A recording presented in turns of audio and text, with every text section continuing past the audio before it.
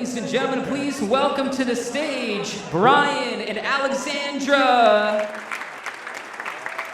You're not done yet, ladies and gentlemen. Please make some noise for Eleanor as well, everybody. Eleanor.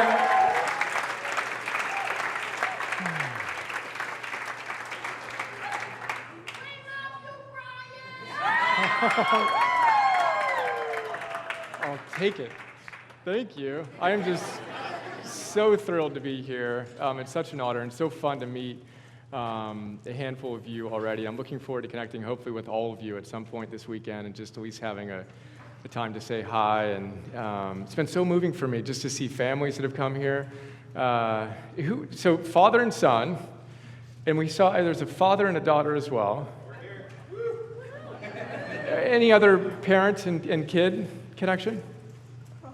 No way. Oh, just moves me so much. Literally gives me tears in my eyes just thinking of you guys coming out together.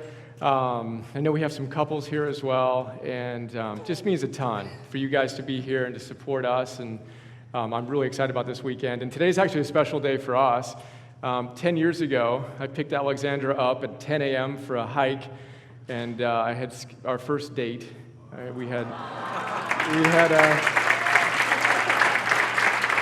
The funny thing was, we scheduled a hike and a lunch, and I was somewhat nervous as I was driving. I'm like, why did we do that? A hike and a lunch? As it turns out, 36 hours later, rated PG-13, perhaps R. PG-13. It was a very sweet first date. So this is our 10-year anniversary. So,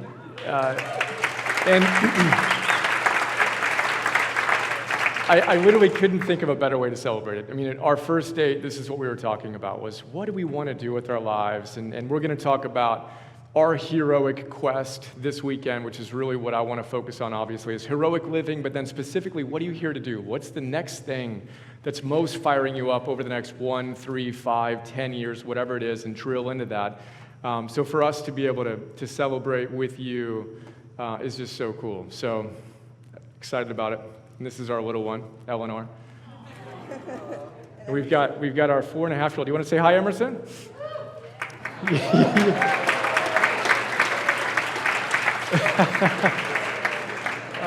Emerson and Eleanor and my beautiful wife. Happy anniversary. Happy anniversary. Yeah.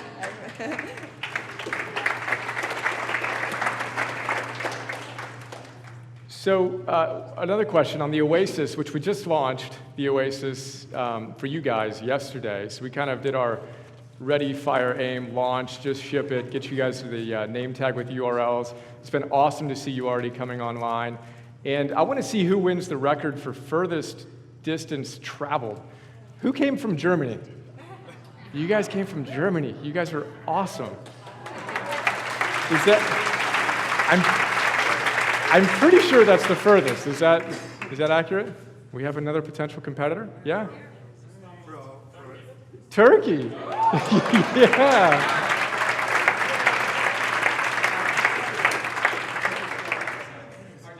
Argentina.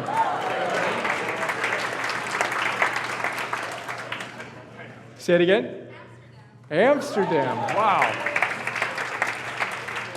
I know we've got a bunch of Canadians as well, right? From Madrid, Spain. Wow.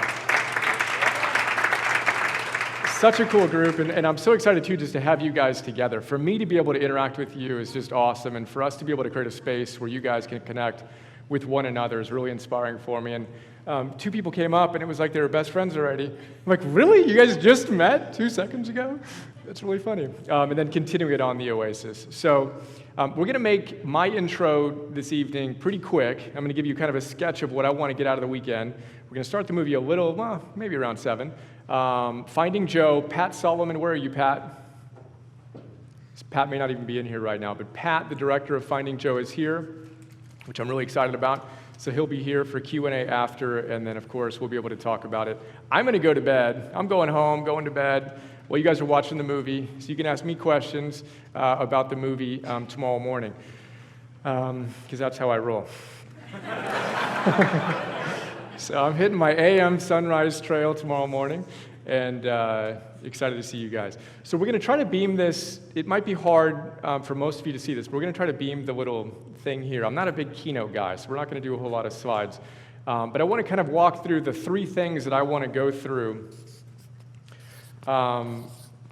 this weekend. And the drawing that I've been doing in my own kind of planning is this idea of what's our peak. So the number one thing that I want to talk about, obviously it's Hero Training 101. We want to talk about how we can live heroically in general. But as I mentioned, I want to get specific. What's your heroic quest? So when you think about what one thing you would do if you knew you couldn't fail, what one thing you would do if you were guaranteed to succeed, whether that's over 1 year or 3 years or 5 years or 10 years, what is it for you? And I want to help you get some clarity on that this weekend. And I want to start with a little poll. I've already gotten some feedback from people that are pretty darn clear and some people that aren't. But when you think about that and the question that I asked in the little email we sent out this week, how many of you have a good sense of, this is it. This is what I want to dedicate the next phase of my life to. I have a really good sense of what it is, and I'm excited to hammer through it this weekend. How many of you are kind of in that category? Awesome. So what is that, maybe a third? That's cool. How many of you are in the, I got a sense, but I'm not totally laser clear. I can't boil it down into a word or a phrase or whatever, but I'm kind of getting there. Who would fall into that group? Maybe a little bit more, but about another third. And then who falls into the, I really have no idea. You're scaring me. Awesome. So we've actually got some pretty good clarity. What's that?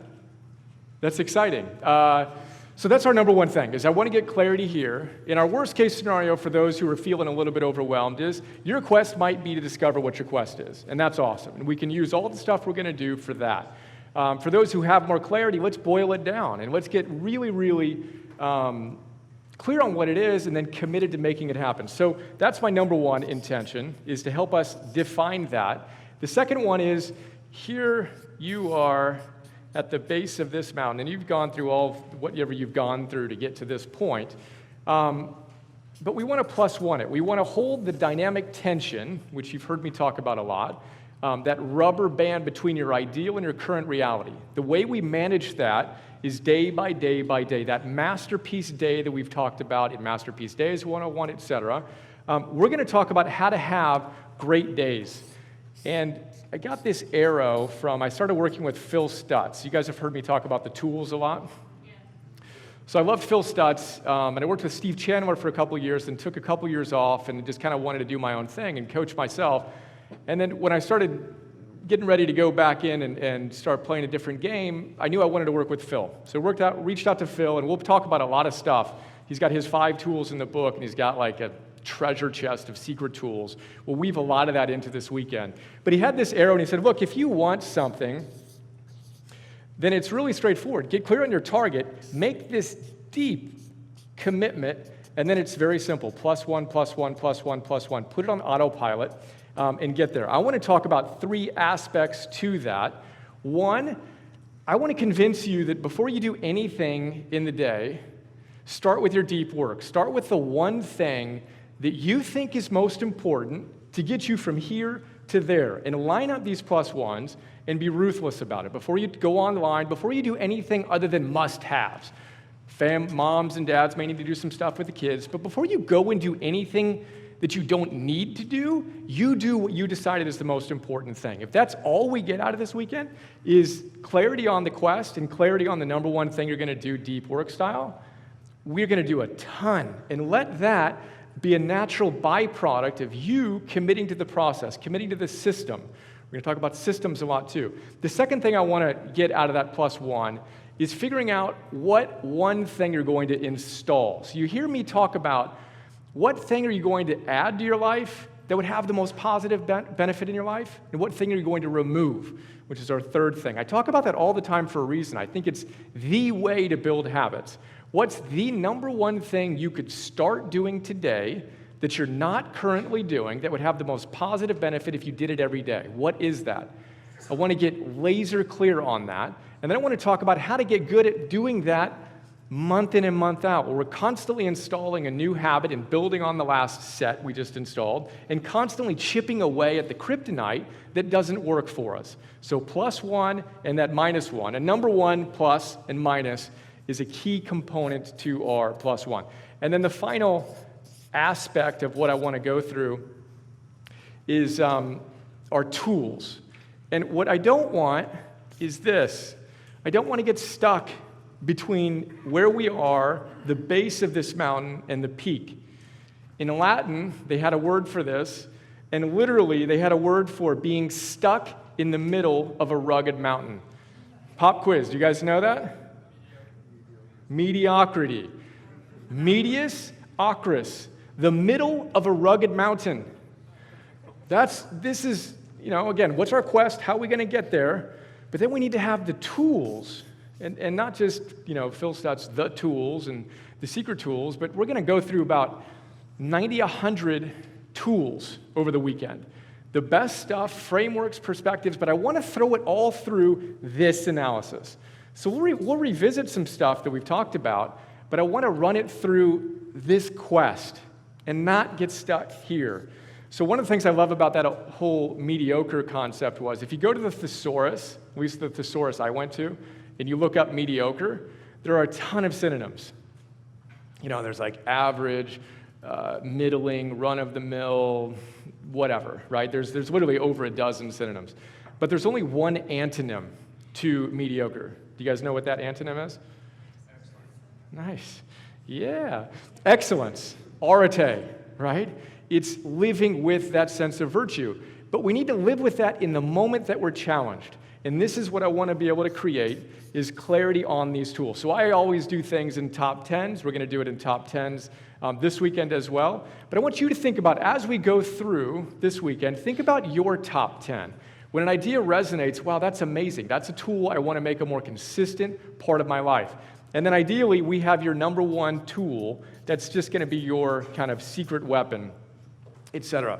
Another little facet here, I thought about writing a book as kind of a companion for this workshop. And I like to do a lot of things, but that wasn't quite in the cards for what we were doing. But the name of it was going to be Handbook for Heroes, named after Epictetus's Enchiridion. The Enchiridion is translated as handbook, but what it really means is ready at hand. So when Epictetus taught, he wasn't teaching ideas that were abstract.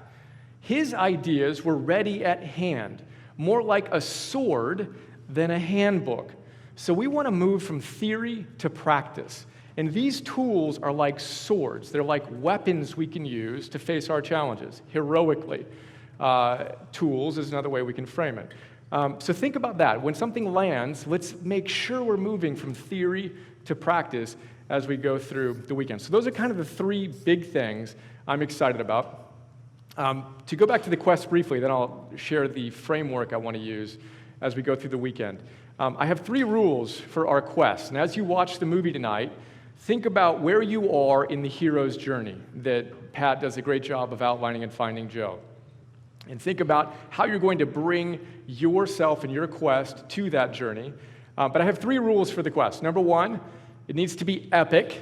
It needs to be awesome. It needs to be kind of something that makes you goosebumps giddy.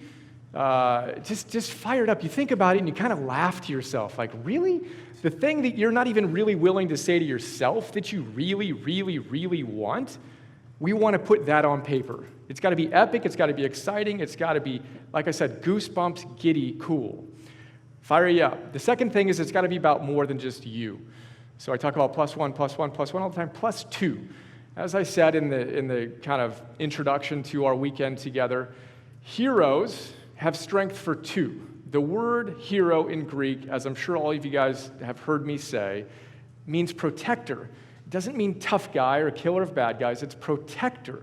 A hero has strength for 2. Their secret weapon is love and compassion and empathy. So as we think about that epic quest, we're not talking about pure lifestyle design here. I'm all about having a great life, but it's got to be about more than just that. We've got to move from that extrinsic, everything is awesome on that, to the intrinsic, we're truly giving ourselves most fully to the world. Then the third rule is it's got to be doable.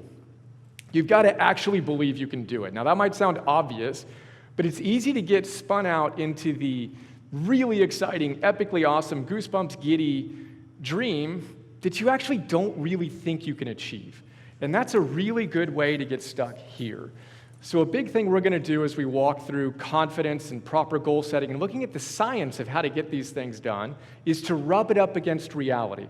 You've heard me talk about WHOOP a ton and the science of goal setting. We're going to revisit that and look at this goal and make sure it passes that third test as well, that you truly believe it's doable. You can get freaked out by it often, but in your heart, you know you can do it.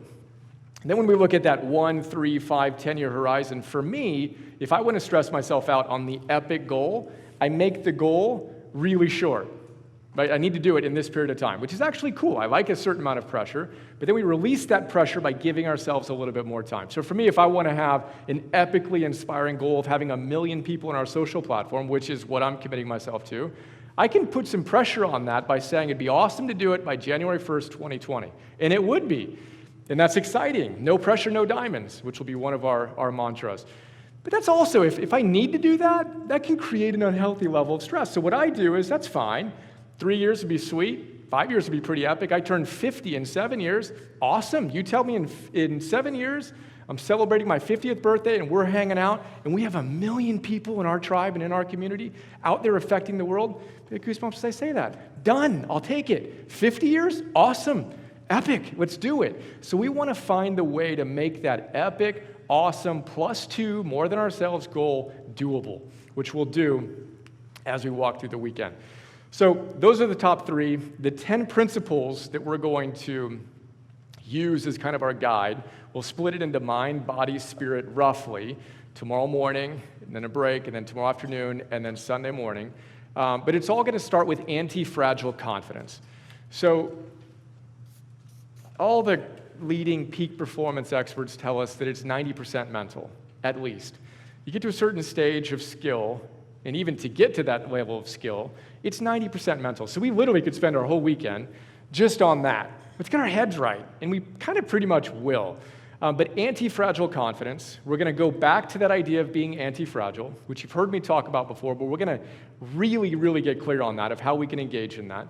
Look at the science of confidence, hope, and grit, all the things that we need to do to get our minds right. And then we're going to get clear on that purpose. And when we have a sense that we can do what we want to do, then the question is, what do you want to do?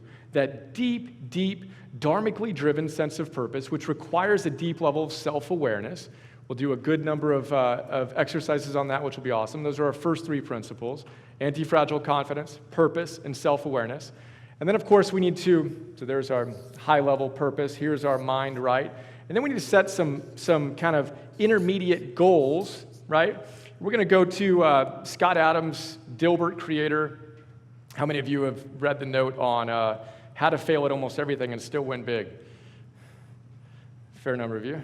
So you may remember he says, goals are for losers, right? Which I just love, and he's being deliberately provocative. But the point is, he says you need to, at the very least, word glue goals and systems.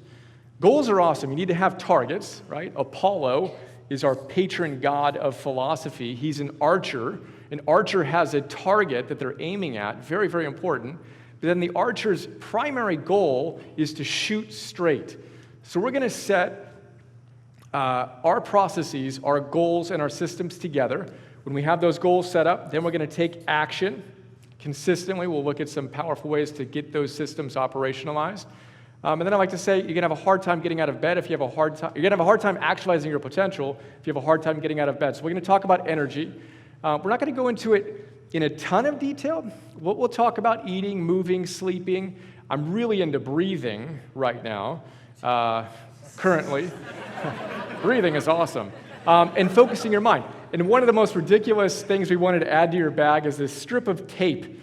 And it's being shipped, I'm told. It might arrive. You think it's going to arrive this weekend? Yeah, so we're hoping so.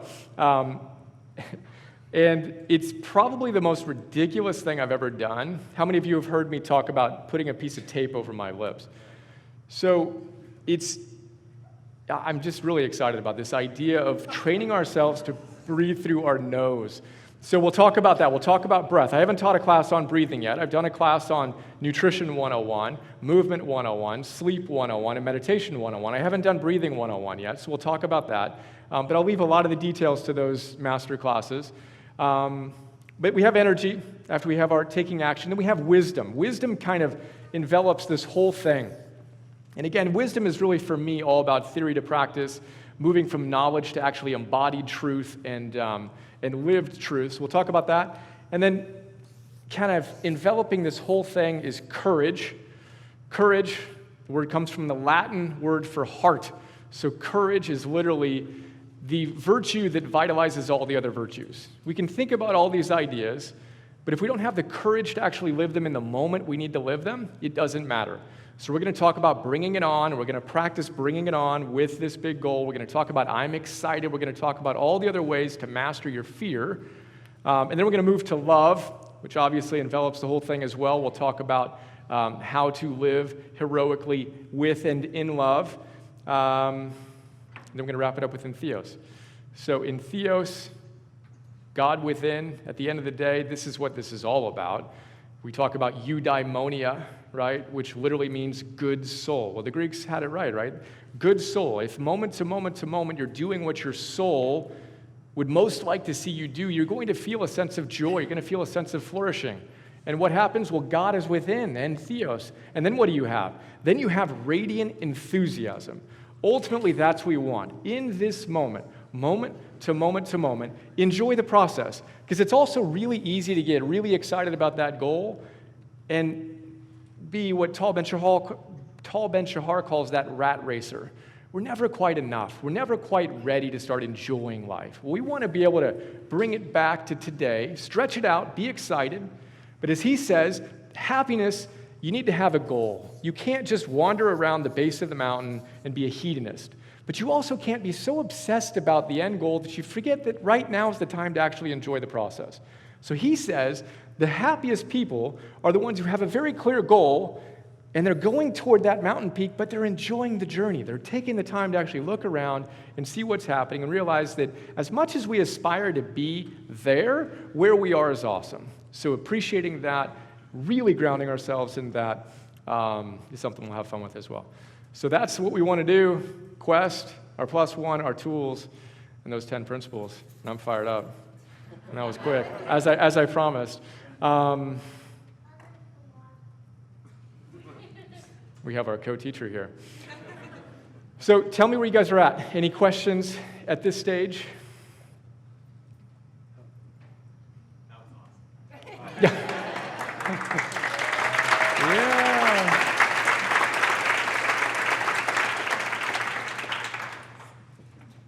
Anyone want to share anything? Anything I can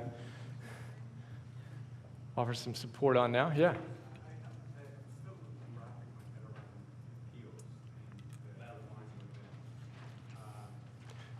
We might have a mic. Let me get a mic. Yeah, we have a mic back here.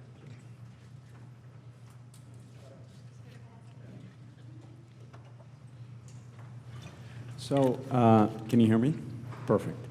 I'm still struggling with the concept of entheos and the divine within, God within.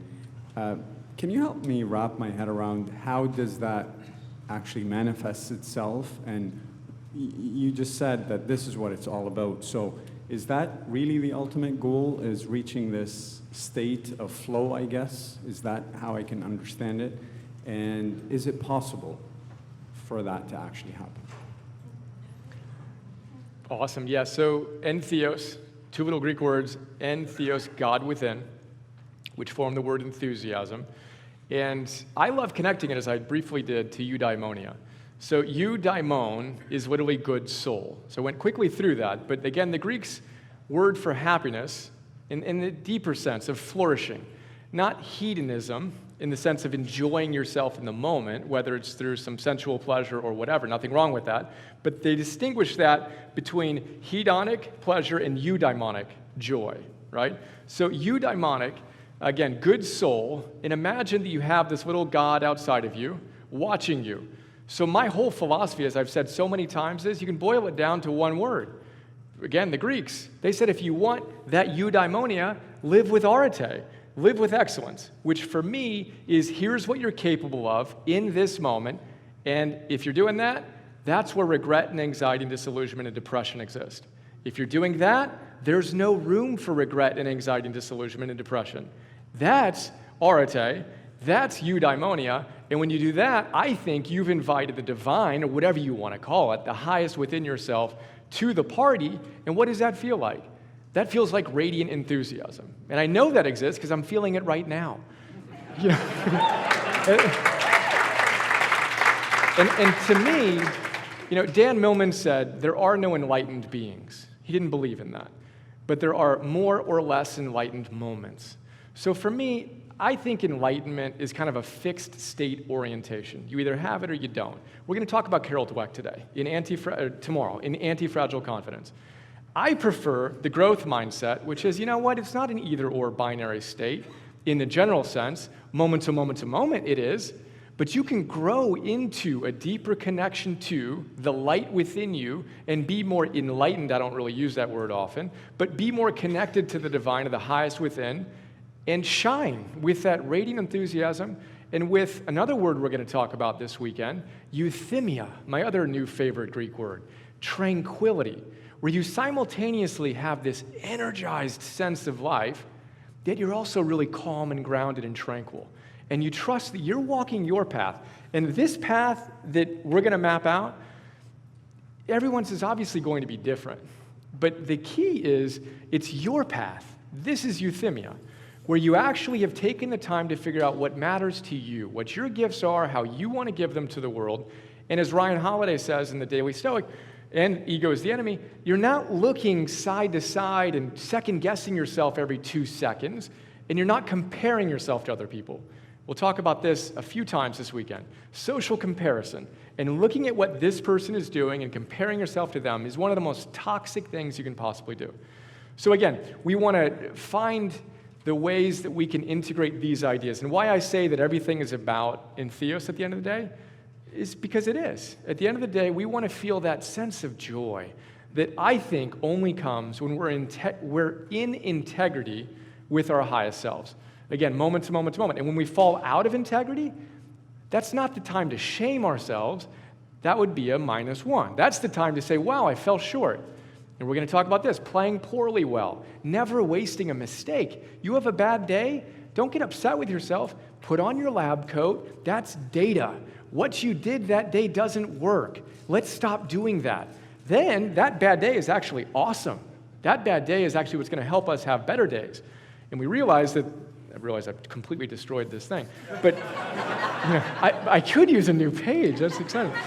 You know, that growth doesn't go like that. And again, I've shared this in so many different contexts, but we've got to really get this. Growth does not look like that to anyone other than a fixed mindset, perfectionist person who's suffering a lot, right? Growth looks like this, and sometimes like that. But what we don't want to do is make it like this. Oh, man, where did I go? I'm back over here. And this is why I'm so passionate about the kryptonite and identifying, what do you do? Like, okay, so you're going to leave this weekend and you're going to be on an up curve. There's no question about that, right? This is why we're here. It's exciting. Ken Wilber says, your state experience is going to be exceptionally high, like being shot out of a cannon. The challenge is that you're going to go back to the traits that you have and your sense of who you were before kind of quickly, right? This is how it's going to work. And our job, as I like to say, is build the scaffolding.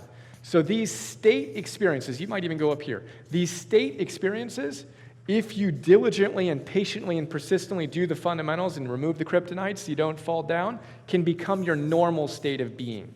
But we've got to realize that that doesn't happen like that it's a matter of showing up, again, the +1, +1, +1, chipping away at the kryptonites and allowing more of the divine to come through. And Alan Cohen tells a great story, which is the intro to Finding Joe, the Golden Buddha. That's what we're talking about. And you'll know what I'm talking about, or if you've watched the movie, you know what I'm talking about. But you'll see that. So that's a long, meandering answer to how I see entheos. Does that help? Thanks for the great question. Getting me fired up. Anybody else have any questions? Yeah. What did I say? I have no idea what I just said. Did I say something? Yeah, let's get to your mic. Hi, thanks so much. And so for those of us who were that second group who said we have ideas, but we're not quite sure on them yet, and we're not laser beam on them, like what are some of the things like tonight and tomorrow morning that would, that we could pull out of or listen to harder to get to where, we hope to go? And congratulations to all those people who know what they're going to do. Yeah, exactly. You can go. Great questions, and thank you for asking. So, have you asked yourself these questions, that what would you do if you weren't afraid? If you were absolutely guaranteed to succeed? This is a Brian Tracy question I learned maybe 15 years ago, and it just blew my brain out when I first heard it, and I've come back to it a number of times. If you were absolutely guaranteed to succeed, you could not fail. Now, of course, that's not actually the case, and we're going to talk about that this weekend. As Joseph Campbell says, when you go after bliss, there's always the chance of fiasco. So we've got to embrace that. When you're living heroically, you're not guaranteed success. But for the sake of our wishing and the sake of actually chipping away at the things that might be getting in the way, if you were guaranteed to succeed, you could not fail, not possible, what one thing would you dare to dream? And I'm not saying you need to have an answer right this moment, but I do think that actually stepping back and asking ourselves that question is super helpful. And you can write down, and we'll do this tomorrow, and you can do this tonight. Write down every single thing that comes to mind. So write down, I would do this, and I would do that, and I would do this, and I would do that, then I would do that, then I would do this, and I would do this. And just get it all out. And then look at the list and say, okay, that's all awesome, but what do I really, really want? Or to go Gary Keller, one thing style, if I could only achieve one thing out of that list, like what one thing would be most catalytic for my life that would just, again, goosebumps giddy. If I fast forwarded my life 2 years or 5 years or 10 years and I did that, that would just be, to use the word again, epically awesome. And just kind of triangulate to it is what I would suggest. Is any of that helpful? And then, we'll talk about this tomorrow morning as well. I think we need to get, I'll kind of share a little bit of it right now. Anti-fragile. The whole idea of anti-fragile, as you know, is you can be fragile, you can be robust, or you can be anti-fragile, right? And that the wind extinguishes a candle, but fuels a fire. Right? So wind is fragile. A fire is not. A fire uses that wind to get bigger. So we need to allow ourselves to get excited. We need to allow ourselves to rub those sticks together and get to activation energy of 451 degrees and be on fire. And this is, I mentioned it in one of the early plus ones, but this isn't a new idea.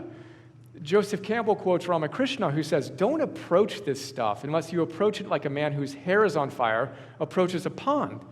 But in our lives, it's not appropriate to be super intense and to be super all in and super fired up and to be willing to go all in, yet maintain the stability. And we've all fallen short a number of times, which leads to a certain limp, that goes in when we start dreaming again of, yeah, that's nice, but I've fallen short these times. But we need to step back and say, what do I really, really, really, really, really, really, really, really, really want? Which parallels Ralph Waldo Emerson's always, always, always, always, always, always, always, always do the thing you're afraid to do, and the death of fear is certain. But we need to get really excited about it and literally turn up that heat.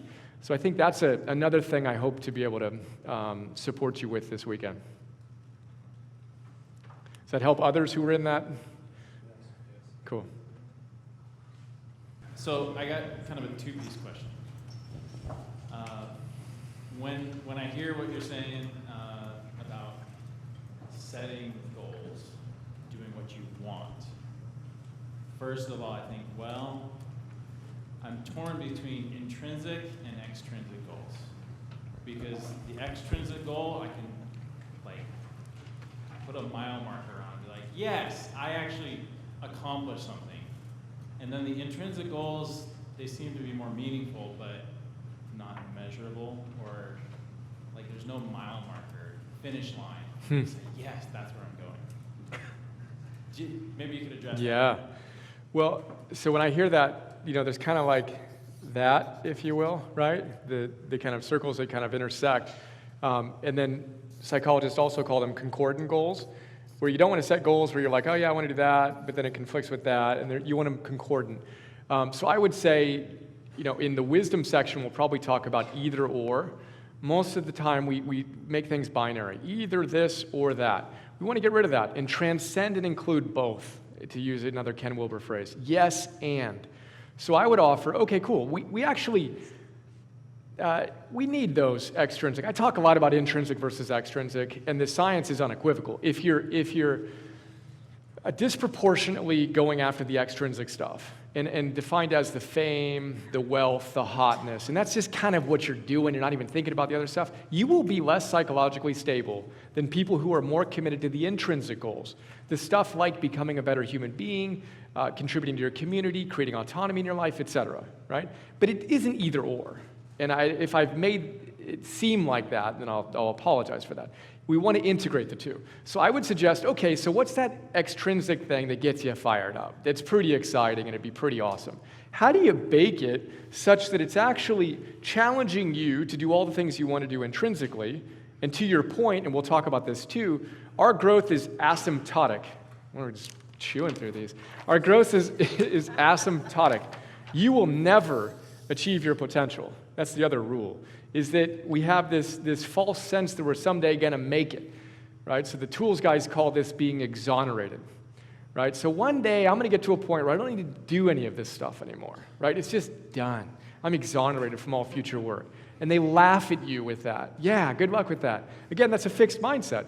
Never going to get there. So it's asymptotic. Your intrinsic growth is always going to be, your potential is always going to be out of your reach. And that's a beautiful, wonderful thing. But what we want to do is concretize your project orientation. So as Sonia Lyubomirsky says, again, leading researcher scientist on well-being, happy people have projects. Heroes have quests. So what's our quest? And again, epically awesome. It's not just about you. You're giving back to the world, which is a way to weave in the intrinsic, right? And you believe you can do it. Does that help?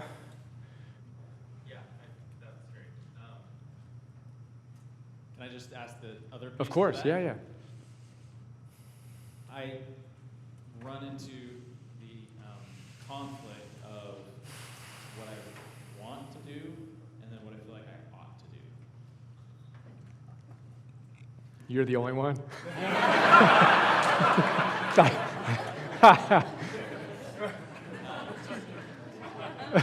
I don't know what to say about it. I'm just kidding. Right?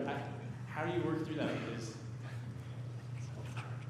do I just need to change my desires? Or do I need to somehow escape from the pressures of standards that are trying to get me to conform? Yes and yes. Yes, to both.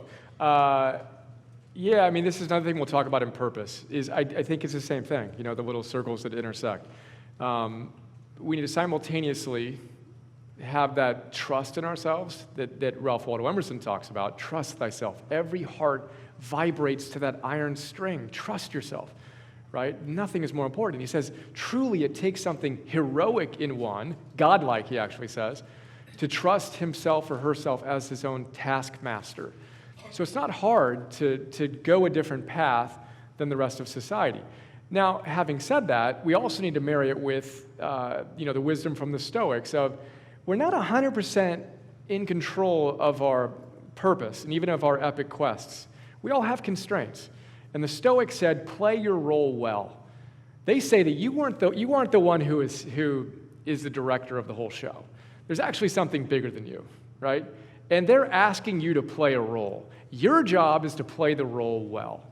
And your job is to unplug from all the nonsense long enough to actually answer the question you just asked, and to actually journal rather than respond to the latest push or TV show or whatever, to say, what is the difference here?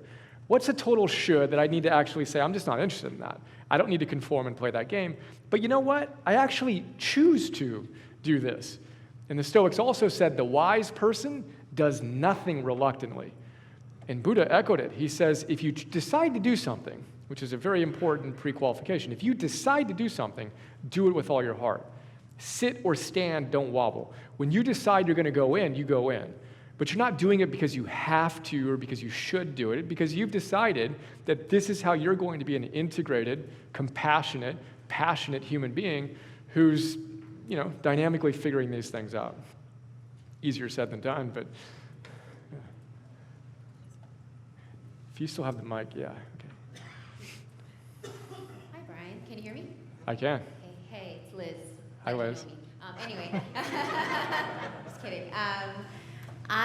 Something you said actually really resonated with me, and I think what I'm struggling with right now is I feel like my constitution is naturally sensitive, so with all the things that are going on in the world, sometimes I get very overwhelmed, and I can't tell the difference between that, I guess, psychic overwhelm versus what I'm trying to do, like my purpose. And so it's easy for me to shut down. It's easy for me to now blame myself for shutting down, and then it just goes on and on.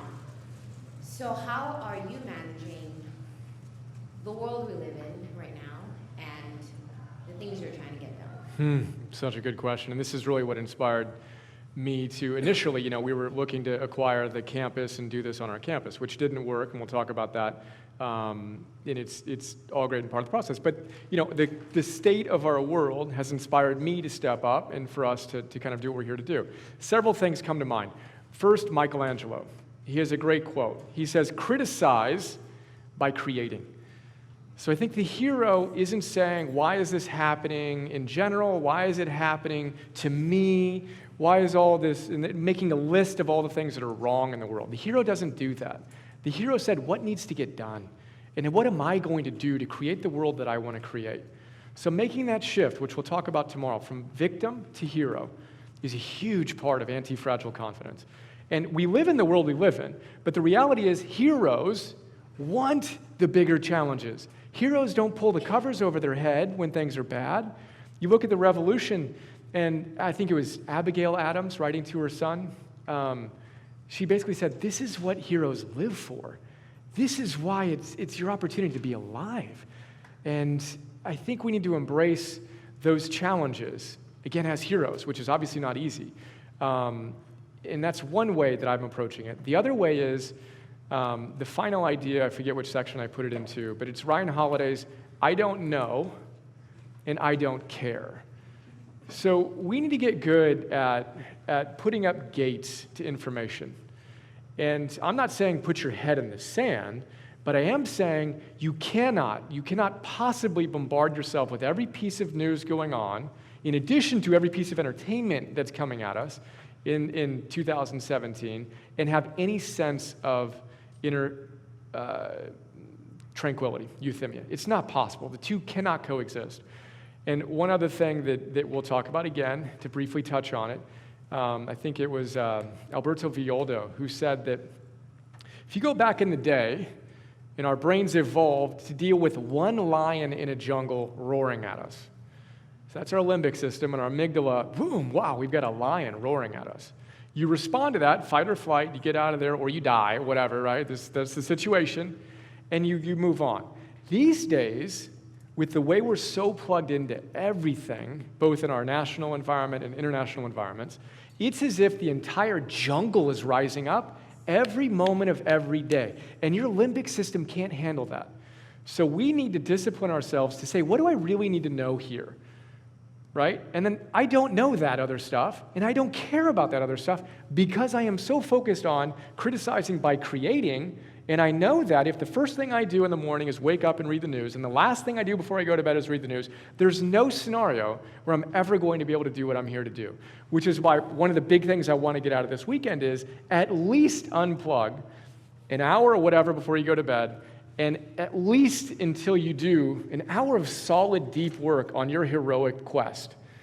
Then we can deal with these things. But otherwise, we're just a kind of a ping pong ball. And one other thing to bring the point home, the Boston Marathon bombing, and I've shared this stat before, but it's worth sharing again.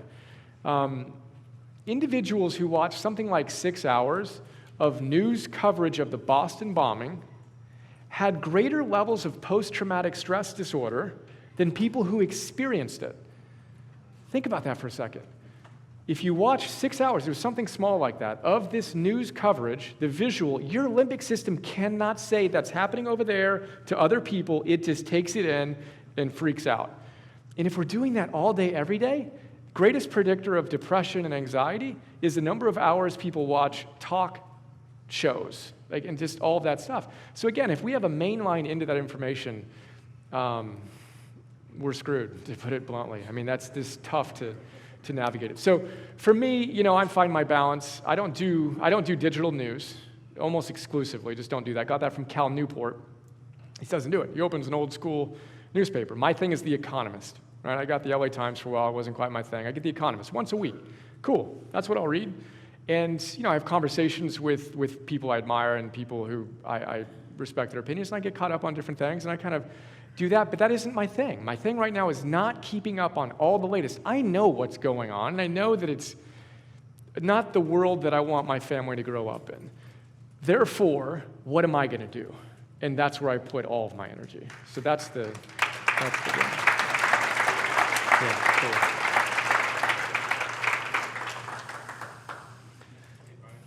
Hey. Hello. Hey, Brian, it's Art. How you doing, man? I feel like I'm watching all of your videos right now. I dressed up for you guys, It's so nice to hear everybody. You get to see waist down there. I know, right? So you do wear those shoes. Nice. Man. So I was going to ask you a couple things, but first off, just wanted to thank you. And secondly, so I'm in entertainment, and it's hard to disconnect from Instagram and everything when all of those things are part of my world. And I want to have a lot more intrinsic work going on, but it seems like I'm always getting pulled in that extrinsic world. Firstly, I wanted to ask about that, but also, I think most importantly, I wanted to ask, because I hear in your videos you always talk about being a recovering perfectionist, and I feel like I identify heavily with that. And so I wanted to ask kind of maybe your blueprint on how you would get past that or recover from that. Yep. Yeah, I'll start at the second part, and then I might need your help bringing me back to the first. But we'll talk about them. We will talk about the idea of perfectionism in the wisdom principle probably late tomorrow. So there's the optimalist and the perfectionist, a model I use a lot. We just got to embrace the constraints of reality is my big thing. And we'll talk about setting goals. I mentioned it, the whole, if you need to do it in a year, good luck. I forget who said it, but there are no unrealistic goals per se, just unrealistic timelines. So that's been a big thing for me, is just push it out. Two things stress me out the most. When I make a goal just possible but ridiculous, right, in the near term, and all about me. If I'm able to stretch that out over a long term and make it about other people, my stress goes down dramatically. So that's one practice. Being willing to be good enough is another practice. But we'll talk about that more tomorrow. And then remind me your first question, so make sure I get it right. Being in entertainment and having to... Yeah. So I think, to put it very directly, I think we need to all face up to our addiction. I think it's nothing short of addiction, period. It's a compulsion to want to go online. And I took about a year off of my iPhone, right? And then when we started doing the acquisition of the campus, I needed to do a little bit more, so I got a new phone. Hadn't had a phone. I used Alexandra's. If she's still here, thank you, darling. For, a few people had her number if they really needed to get in touch with me. Otherwise, a couple other people had access to me via our online iMessages, and that's it, right? But when I got back on, it was amazing to me to see how quickly I could get back into that little rat-like behavior. And so I think it's really important to step back and say, look, there are brilliant, brilliant human beings who have studied all of these things and know exactly how to hook your attention. And I'm simultaneously extraordinarily grateful for the opportunity to connect with you. I couldn't do it without that technology. But we need to realize that heroes aren't that, And I would say if your job requires you to be on social media, awesome. We're building a social media platform. Now, I left YouTube and Facebook, and I have not been involved in those for months now, because I've put all my energy into this, and my joke was, I'll be active again when we've built ours. And I'm going to be really active on ours. I can't wait. But I promise you this, I will never go onto that platform until I've done my most important work for the day. You couldn't pay me to do anything other than my deep work first thing in the morning. And this is what I'm saying, +1 style. I want to convince you that, cool, go to Instagram, go to all these places. If it's truly creative professional work, I call that teamwork, right? So there's deep work, there's teamwork, then there's monkey work, which we'll talk about in action, right? Monkey work is just admin stuff you need to get done, right? Teamwork is you got to engage with your team, whether it's your customers or your team or whatever. And then deep work is just you. It's you completely unplugged. So for me, and you've heard me tell this story before, but my days started the exact same way every day. And they start the night before. I unplug, digital sunset style, I'm done. Pretty much always, when the sun goes down, my electronics are not on. Because I want a good night of sleep, which is my number one fundamental, which we're going to help you get clarity on, right? And then I wake up a couple, 2-3 hours before the family gets up, and which is like a sport for me, to see how early I could go to bed after reading the story and how early I can get up. It's literally like, I get giddy. Like, this is how ridiculous I am. Anyway, I get up, I meditate, and the internet is unplugged. So our Wi-Fi is unplugged unless we're using it. We don't take a break from our Wi-Fi, we plug it in to use it. It's a big distinction. And if you want to be creative, I would highly recommend you do that.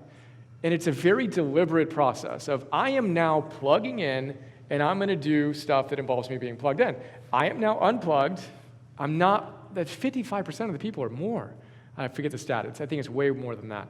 First thing they do, check their phone, mostly social media, whatever's going on.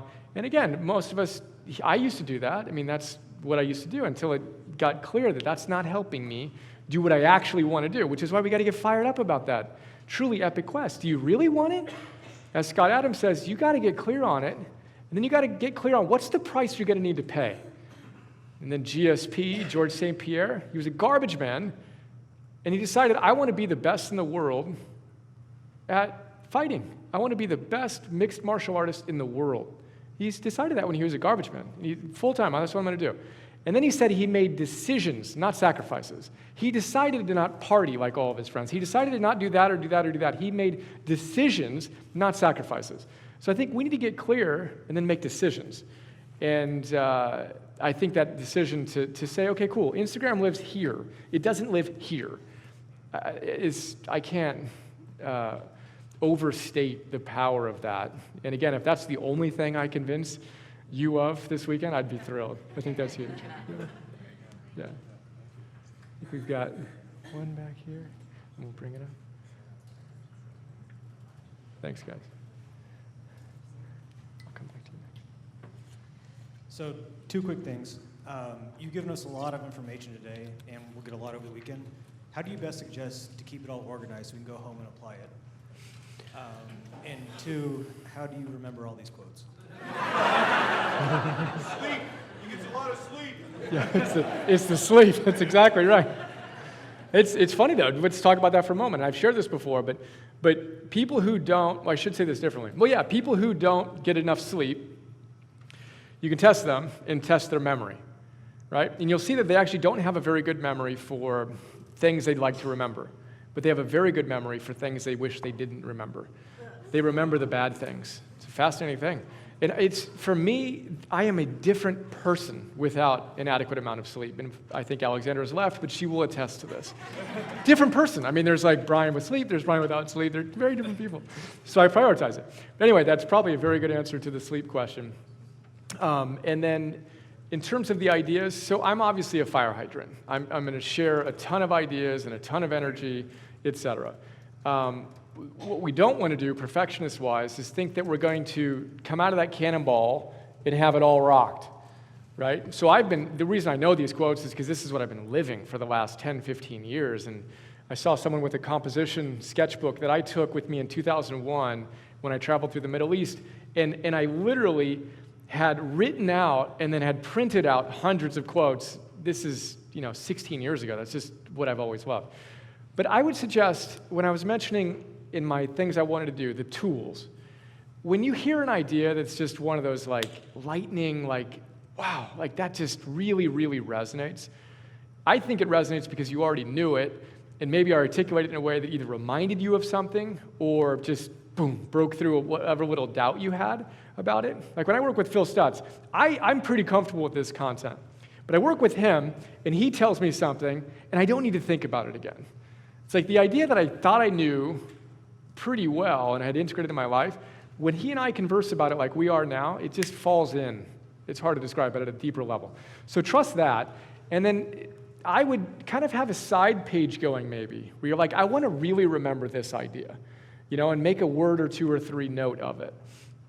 And then the only way to make something stick is to practice it, which again is the theme of everything that I do, is turn it from knowledge and ideas to practice.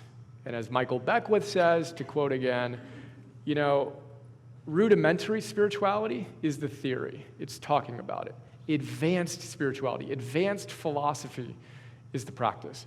And the Stoics said that in why Epictetus' book was called the Enchiridion, it was a sword. It was ready at hand. And these ancient philosophers wouldn't recognize the modern version, who were just talking about ideas and abstract theory and the towers, white towers. He says, or one of the guys who comments on them says that the modern philosopher is a librarian of the mind. The ancient philosopher was a warrior of the mind. They took these ideas and they took them into their life. So I think that's a key. And then recognizing that some things I say may not resonate at all. Others will resonate, but kind of fall on the ground like seeds, and maybe in a month or two or three or a year or two or three, that will germinate when the context is right. But trust those things that really, really resonate, and make your own handbook. Like, literally, it'd be awesome to have that one idea, the top 10 ideas that we'll reflect on in the last session. We'll actually look at it and say, okay, what were the 10 ideas that just most landed for you, right? The same way I'm always doing, hey, 1, 2, 3. Like, that's how I think it'd be pretty cool to distill it down into the essence. Does that help? I think, let's go up to the front, and we're obviously going a little late. This is great, though. Did you want to ask?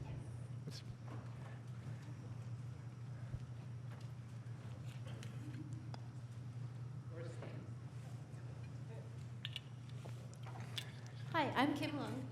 Thank you so much for being here and having this gathering of really excited souls. So when you speak about your radiating enthusiasm, I'm totally feeling it, very excited, and my mind goes straight to Sunday afternoon when we all leave, and I feel like I need a pat on the back, a little consoling. How do I not leave Sunday failing? How do you not leave on Sunday failing? Right, not being ready, not having tools. This is good. This is going to be, we've got a good conversation going here with perfectionists. So I think we need to have, we'll jump into that really quickly. So How to Be an Imperfectionist, Stephen Guy's, great book, right?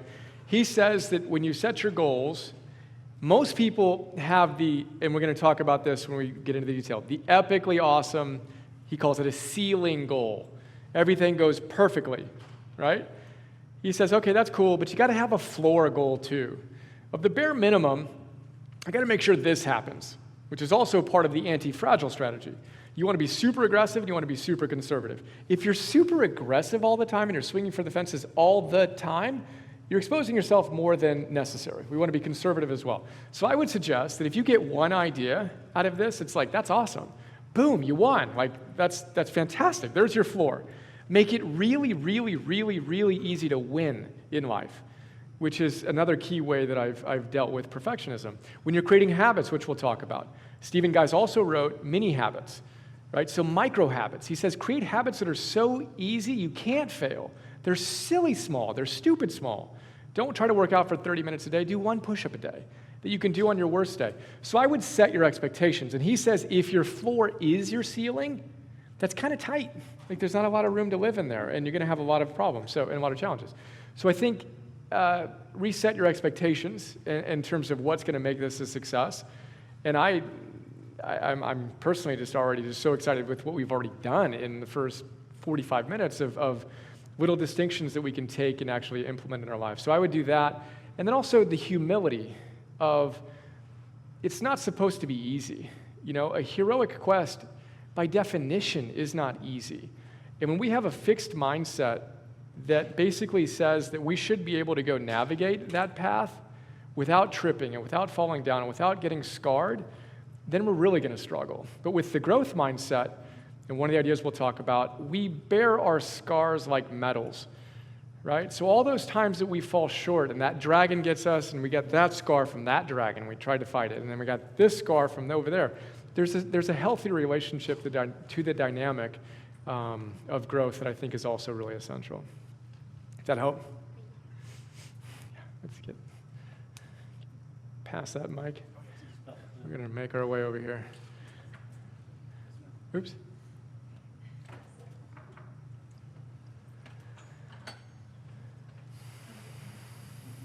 I didn't know who it was for. Hi, You're I'm good. Shannon. I just wanted to comment on the last couple of comments, and it's maybe because I'm a little older, and I think that I've been on a lot of journeys and I would hope hero journeys. It doesn't mean that you go quit your job tomorrow and then you're immediately that hero. It's for me, it's been defining and clarifying what that journey is, and just simply making more good decisions versus bad is that +1. And you do make bad decisions. So as I listen to some of the perfectionists, which I've done a lot of in my life, and it used to be if I'm not all in and if I fall down once, there's no way you can fail. I mean, you're gonna make bad decisions. And so it's not, I have to quit a job that I need to feed my family and I'm gonna be this hero tomorrow. It's 5 years from now, this is exactly what I wanna be doing with my life. But for me, what I've found is it's years of moving my job, getting a little closer to my home, getting the things I don't want done. And literally, I've just finished one journey. I'm hoping to start another with this. And that's why I'm here, because I'm just starting a new journey. But I have to tell you, my last journey, where I live, who I'm married to, my family, my children, the career that I have, I am astounded every day that I am where I'm at. And there have been so many mistakes along the way. And I didn't just wake up there. It was years of making more good decisions, but very clear decisions about where I wanted to be versus bad. And there were some dark days. We were talking about in the car. But I think, though, when I hear people say, well, if I leave here and I don't make it, it's like you're just starting. It's the first step up a trail. I believe you're a fan of incremental optimization. I like it. Yes. Let's check in on time, too. 7:30. You guys comfortable? Well, let's take that mic, if we can, pass it or get some help.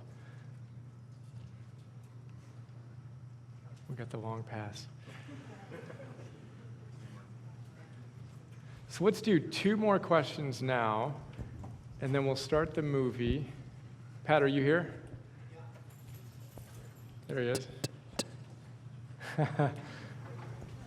Okay, Brian.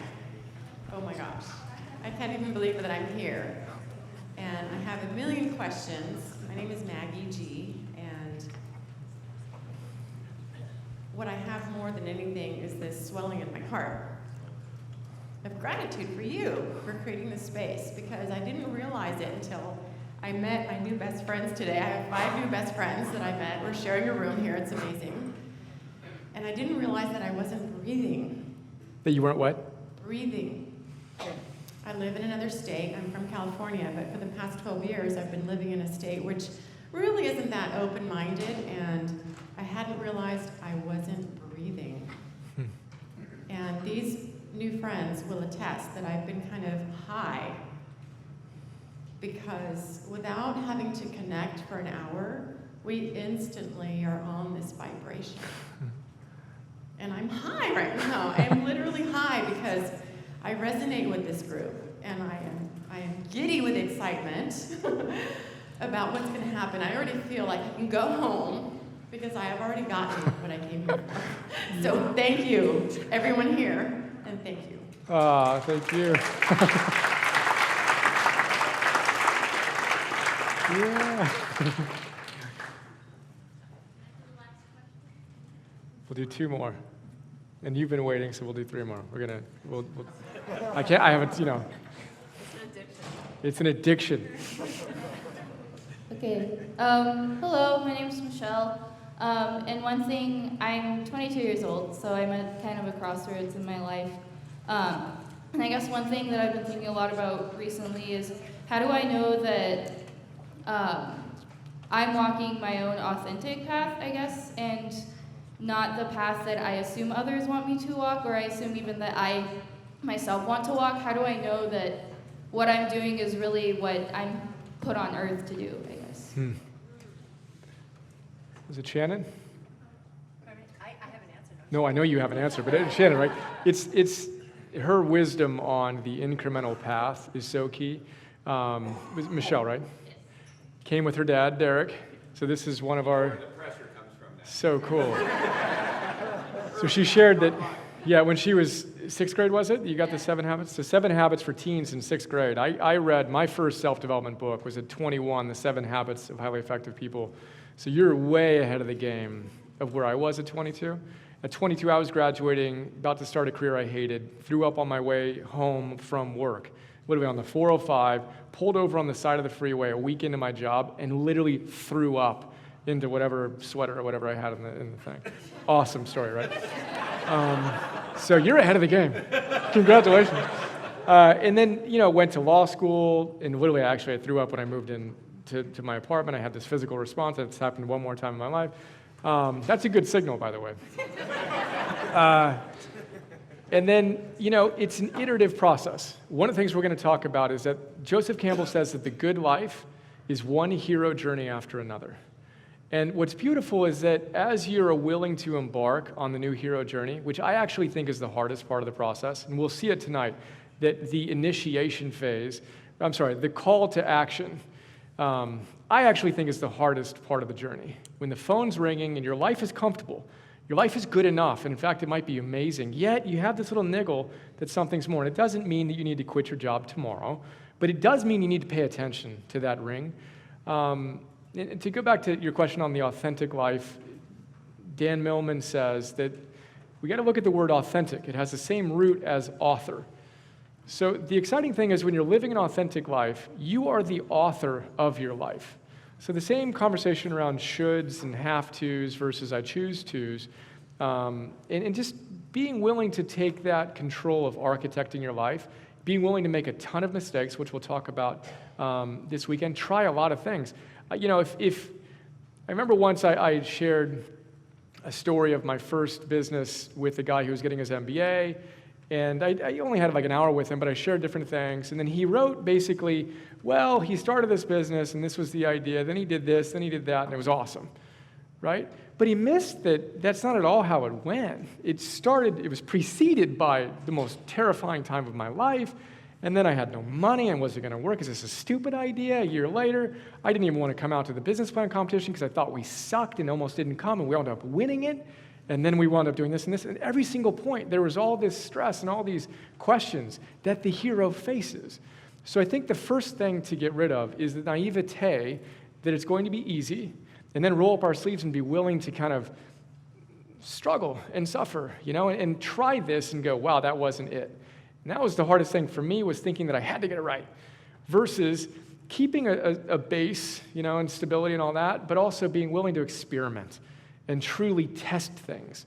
Well, I'll try this. If it doesn't work, I'll try that. If that doesn't work, I'll try that. And each time, worst case scenario, you're checking a box. It's not that. That's awesome. It's not that. And kind of moving through that process. And we'll talk about more ideas, and I'll have you in mind as I do it.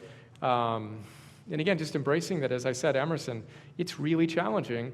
And the fact that you're even here at 22, engaged in this process, for me is just so inspiring. And it's a beautiful thing, and I'm excited to see where you are in 20 years looking back on this process. It's going to be amazing. Yeah, let's go back.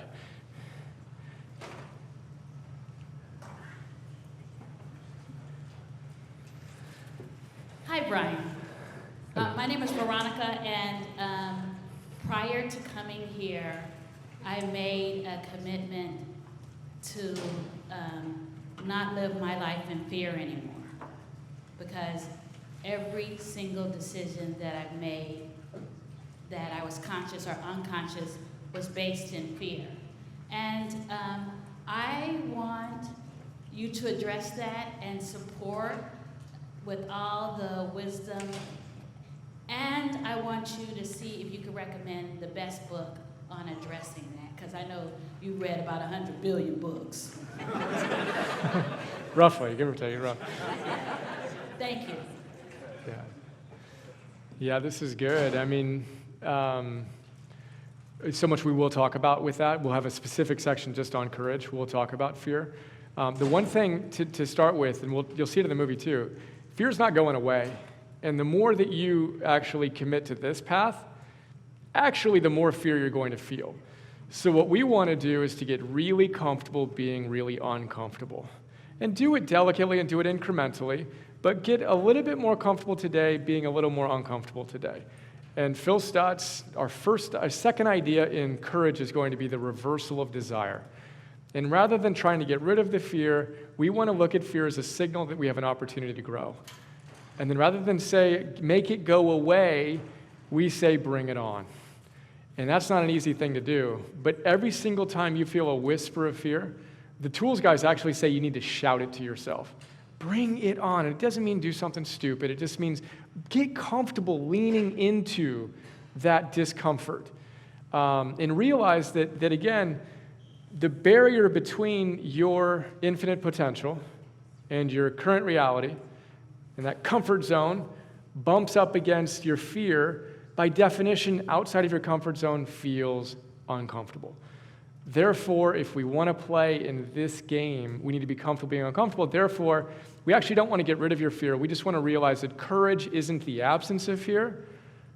It's feeling the fear, committing ourselves to something bigger than the fear, and doing what needs to get done. And when we do that incrementally, it's just like going to the gym. You can't go out and again, quit your job tomorrow and go do this and go do this and just change overnight. We're talking about compounding these incremental gains that we aggregate and compound over time that leads to the magic, not the snapping of the fingers. The danger of this weekend is that we're all going to be so high, and then we're going to go back to, yeah, but what?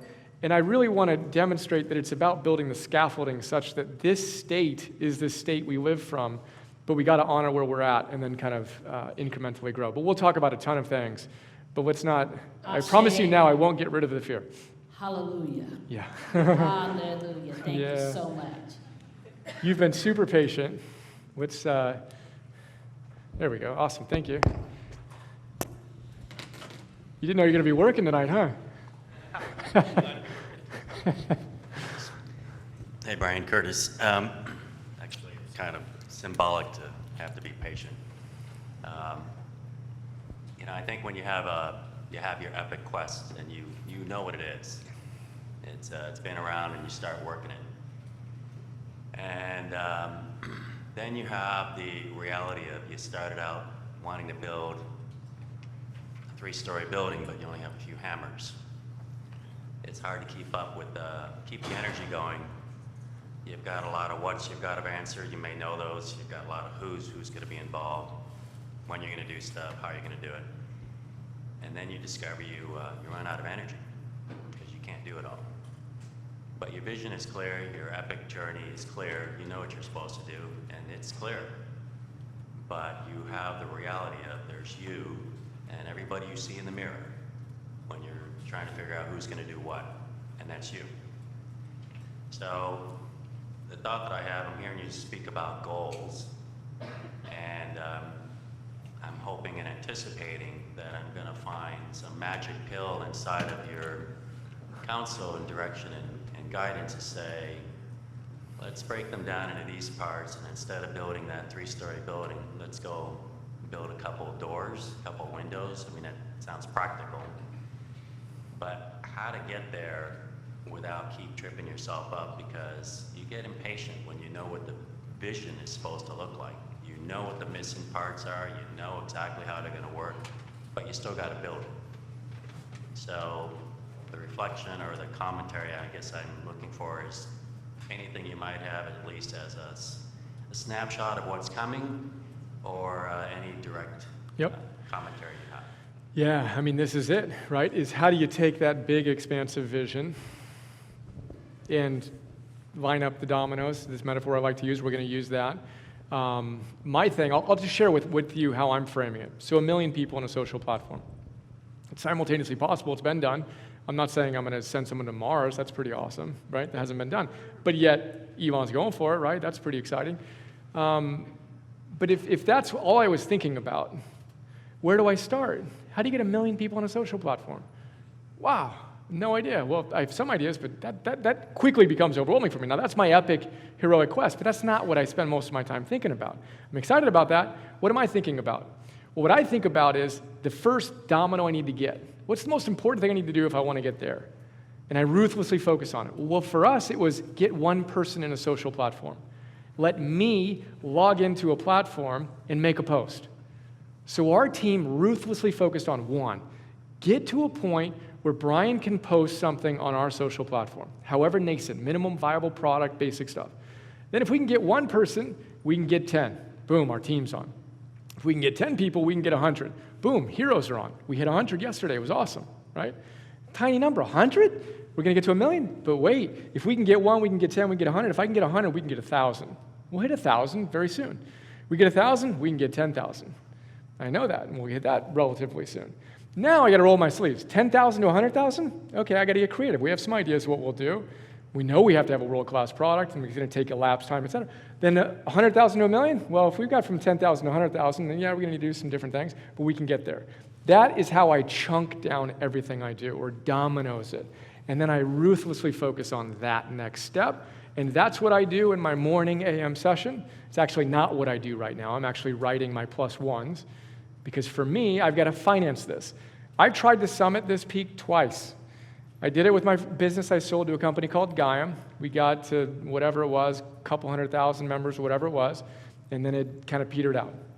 10 years ago, we sold that business, right? And then we had a first version of this, or an Theos Oasis, and we were doing a bunch of things. We just didn't have the resources to put into it. So I spent 2 years building the business so we actually have the money to build it, because that was what I didn't have. I didn't have the oxygen tanks, to use your metaphor, the hammers, or what the team to do it.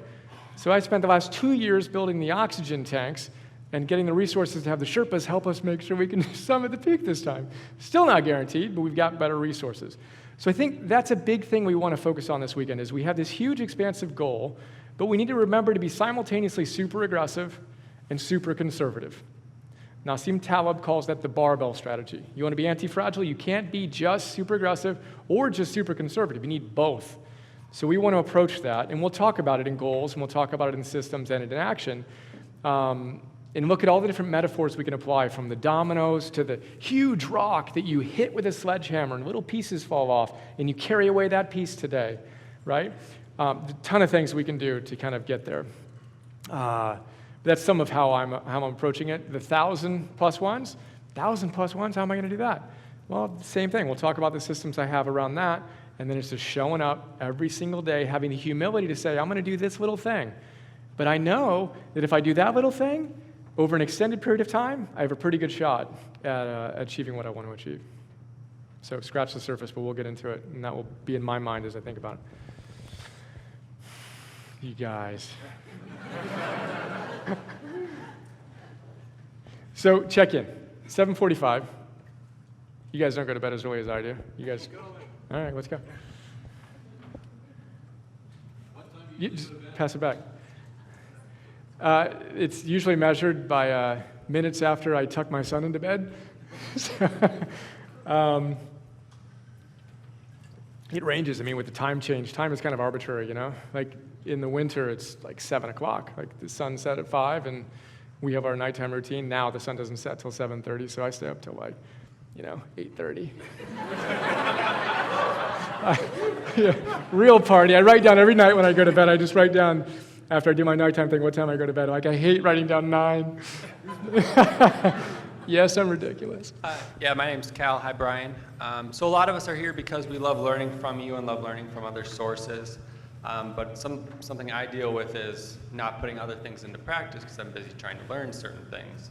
So I guess if I look out and there's a goal I want to achieve in 10 or 15 years, I don't know what it is. I don't know if I'm better off starting each of my days just learning, taking in the next 2-3 years just to learn as much as I can, and that will evolve into something else, or if I'm supposed to be setting this heroic goal already and working towards that through the trials instead. How old are you again? 23. 23. Gosh, I wish I was sitting here at 23 years old. That's so cool. I know a lot of people who are not 23 years old wishing they were sitting here at 23 years old.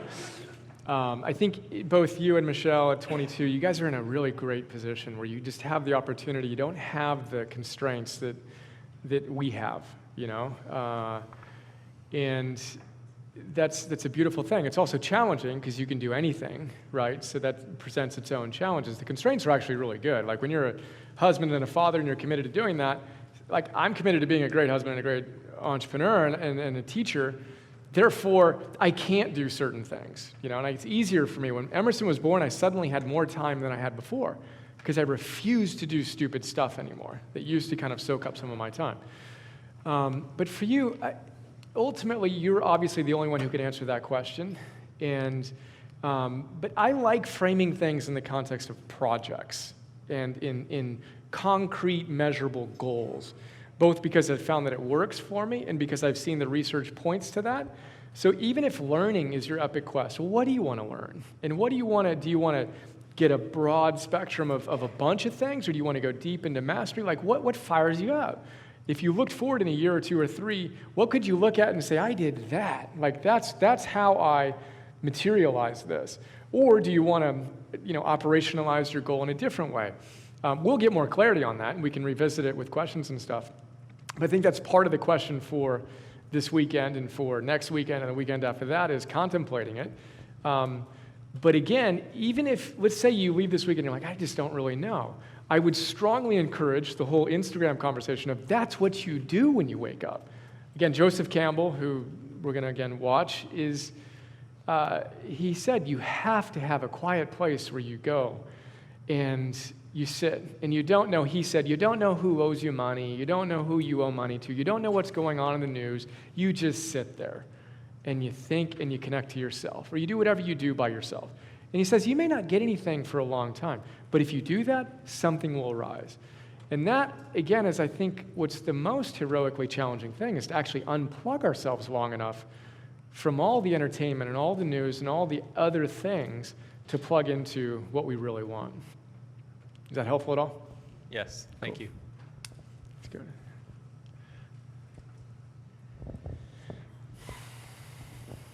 Hi, Brian. Frank. Thank you, everybody. So if life is a series of heroic journeys, how do you know when your journey you're on is complete? Like, so for Entheus, how did you know to move on from Entheus and to do that was hard. Journey?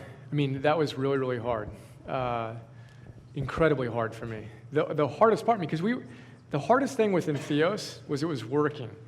There was enough parts that were working, but there's just a deep intuition that it wasn't it. It wasn't going to be it, and it's very difficult to describe, and all of us know what I'm talking about. You can't really put it into words, but you just have a sense.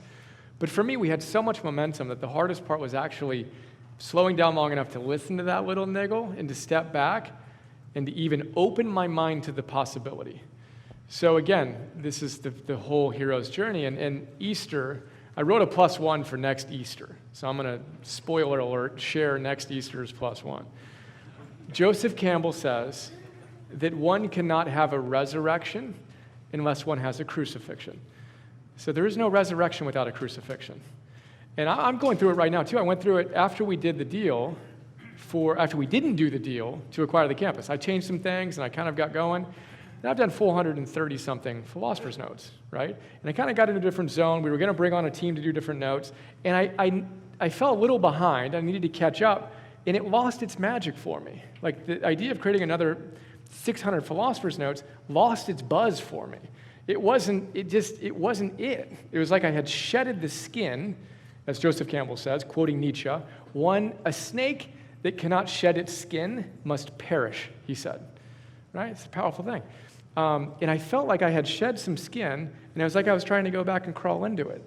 And I can do it, and it's still cool, but it lost its thing, So I went through a couple weeks there of, what is it? And out of that came the +1s, and I might do some more, but this is it now. Like, this is what's exciting me, and finding new ways to serve via the Oasis, etc. But my point with that is what I think is the hardest part of the process. And the way that I describe it in that +1 is, it's really, really hard to nail yourself to your own cross. to say that's not going to work anymore, and to actually be willing to die to that version of yourself such that you can enter that resurrection. But guess what? There's a 3-day lag there in the Easter story, right? It wasn't you got to be willing to do that without absolute clarity. And again, it doesn't mean you go out and you blow up your life and you do all those things. But it means that you pay attention to it, and then you're simultaneously aggressive and conservative, right? But that's only you can know, and you will only know if you're actually connecting to something deep within you and not distracting yourself all the time. Realize I'm repeating myself on that deliberately.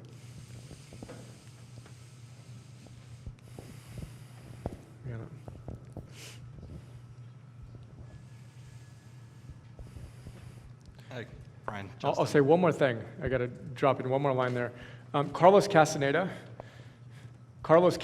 said that anything is one of a million paths. Anything you can choose is one of a million paths. And he says you need to follow the path with heart. One path has heart, or multiple paths have heart, but your path needs to have heart.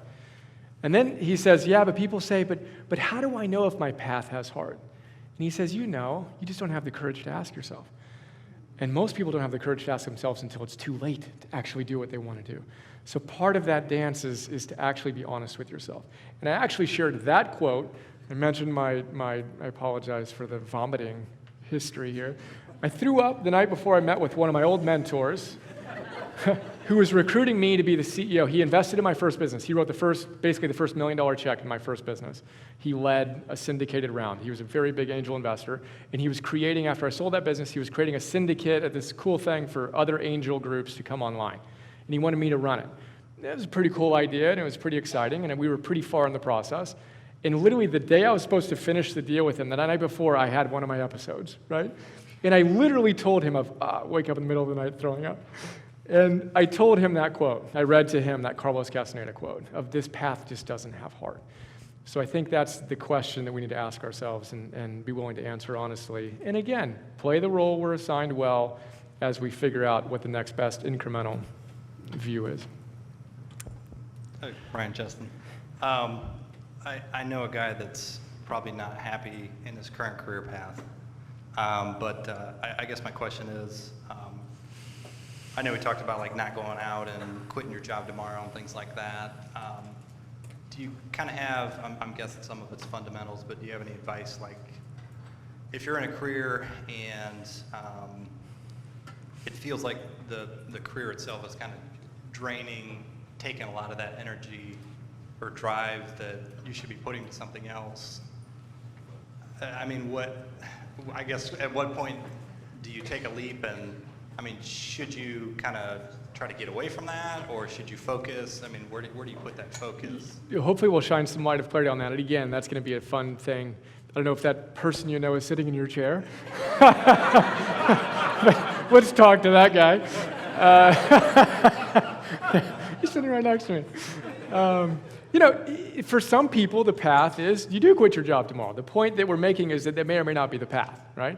And in any case, one of the things we're going to stress is one of my favorite new phrases is emotional stamina. And I've always professed that fundamentals are key, right? So as you're going through this and you're trying to figure it out, now's the time. The more challenging the opportunity and the commitment, the higher your commitment needs to be to your basic fundamentals. Now's the time to lock them down. And as we're embarking on this, and again, we're going to talk about this a lot, we just need to ratchet up our game. Like you cannot afford to be this all in and not grounded. You have to be aggressive and you have to be grounded. You know, and the metaphor I use a lot is if you want to see how tall a building is going to be, you have to look at how deep they're digging the foundation. And there's no possible scenario where a construction crew is going to dig a foundation for a 3-story house and then try to put a skyscraper on it. That's insane. So to go after these big goals and to have a shallow foundation is equally insane. We got to go deep. The eating, the moving, the sleeping, the breathing, the focusing of our minds, all the stuff you already know. I'll share some new stuff, maybe, but you guys know all this stuff. The question is, if you're really going to go for it, are you really going to dig deep? And that's what I wish someone told me when I was in your position. Of, dude, now's the time to get a good night of sleep and to do all those little nutritional things you've wanted to do and to start exercising a little more consistently. Not shaming yourself when you don't do it or as one big chore, but as a fun game to see just how clear you can get. And maybe you stay with your job for another month or a quarter or a year or a decade, I don't know, or a day, I don't know. But I do know that that foundation is going to be essential. And you don't want to go into this path without that, because that's when it gets weird, and we don't even get to the middle of the mountain. We get to next weekend, and we're like, oh, man. Yeah, we'll talk more, but I feel you. And let me just say one more thing on that. Start asking what you do want. So you're clear on what you don't want. The real question for the hero is, what do I want? And again, a shift from victim to creator. The victim is, this sucks, and they have a list of all the things that are wrong. The creator says, what do I want? It's the dominant question. In any moment, the question exists. You know, if I'm having a challenging time with my son, the question is, what do I want? Period. The victim question is, and I'm not perfect at this at all, and again, if my wife was here, she would attest. I can complain, I can get wrapped up, but what do I want? And can we pull ourselves out of victim into hero, victim into creator or hero consistently? So start taking the time that you have. And again, I would suggest if you really don't like your career, then get up earlier, go to bed earlier, get up earlier, and spend the time thinking about what you really want. If you could wave that wand and you can create your ideal, what would it look like? Because guess what? You can create it. And it may take you a certain period of time. Fine. You know the price. You're willing to pay it. Or not. This is another thing we're going to talk about this weekend. Some people, you might not be willing to pay it. That's cool, but be honest about it. And don't complain about it. Say, okay, I chose not to put in the 3, 5, 10, whatever years it's going to take to do it if that's what it is.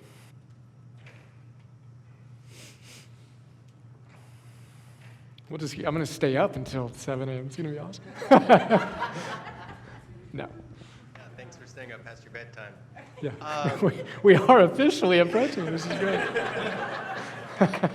So I work in the corporate environment, Brian, and one of the most frustrating things on a day-to-day basis is seeing senior leaders in this fixed mindset and not adopt the growth mindset, where they see people who maybe haven't succeeded, whether it's me personally or the people I'm working with. And oftentimes I'm trying to convince senior leaders that, you know what, they took a risk and maybe they didn't succeed according to X, Y, and Z, but they've already begun to learn from the experience and apply those learnings. But yet the senior leaders are saying, yeah, but. And how do you suggest, or what is the most successful way you've seen to convince people of the power of growth and development in the corporate, potentially risk-averse environment? My wife is here, by the way. She could have attested to all of that. So we're going to talk about, in love, we're going to talk about leadership. And we're going to talk about a lot about hope this weekend as well, and the science of hope. So to me, when I hear that, you can obviously talk about it in a lot of different ways. I think that leadership ultimately is all about hope. And hope is defined as believing that your future is going to be better than your present. So I think that just instilling that sense of this is where we're headed as a company and as individuals on that path, I think that's it. And creating that vision of this is why what we're doing together is going to make our futures better than our present, or than if we weren't working together on this project. And I think within that frame, then it's, from my perspective, easier to have the growth conversations. And then ultimately, leadership is all about, and kind of being in that position, I don't ever like talking about them doing something, and that if they change, then everything would be cool. Anthony DeMello has the joke about that. He says, yeah, imagine going to your doctor and saying, I've got this issue and that issue and this issue, and him saying, yeah, that's cool. I'm going to prescribe medication for your neighbor, and he's going to take it, and then you're going to be fine, right? And making the extreme point that it's never about them, it's always about us, that 100% extreme ownership of, well, how do we really, really engage and embrace these ideas and kind of be that exemplar of the ideas, which I'm not saying you're not doing, but that idea of like, okay, well, how could I do that even more? Yeah, so I'll leave it at that and wish you luck. This is where I'm very happy to work on a very small team of completely aligned individuals who are unbelievably proactive. I'm waving at you guys now. And All in. Probably should put a cap on it. Let's do these two, and then we will wrap it up. So 2 on this side.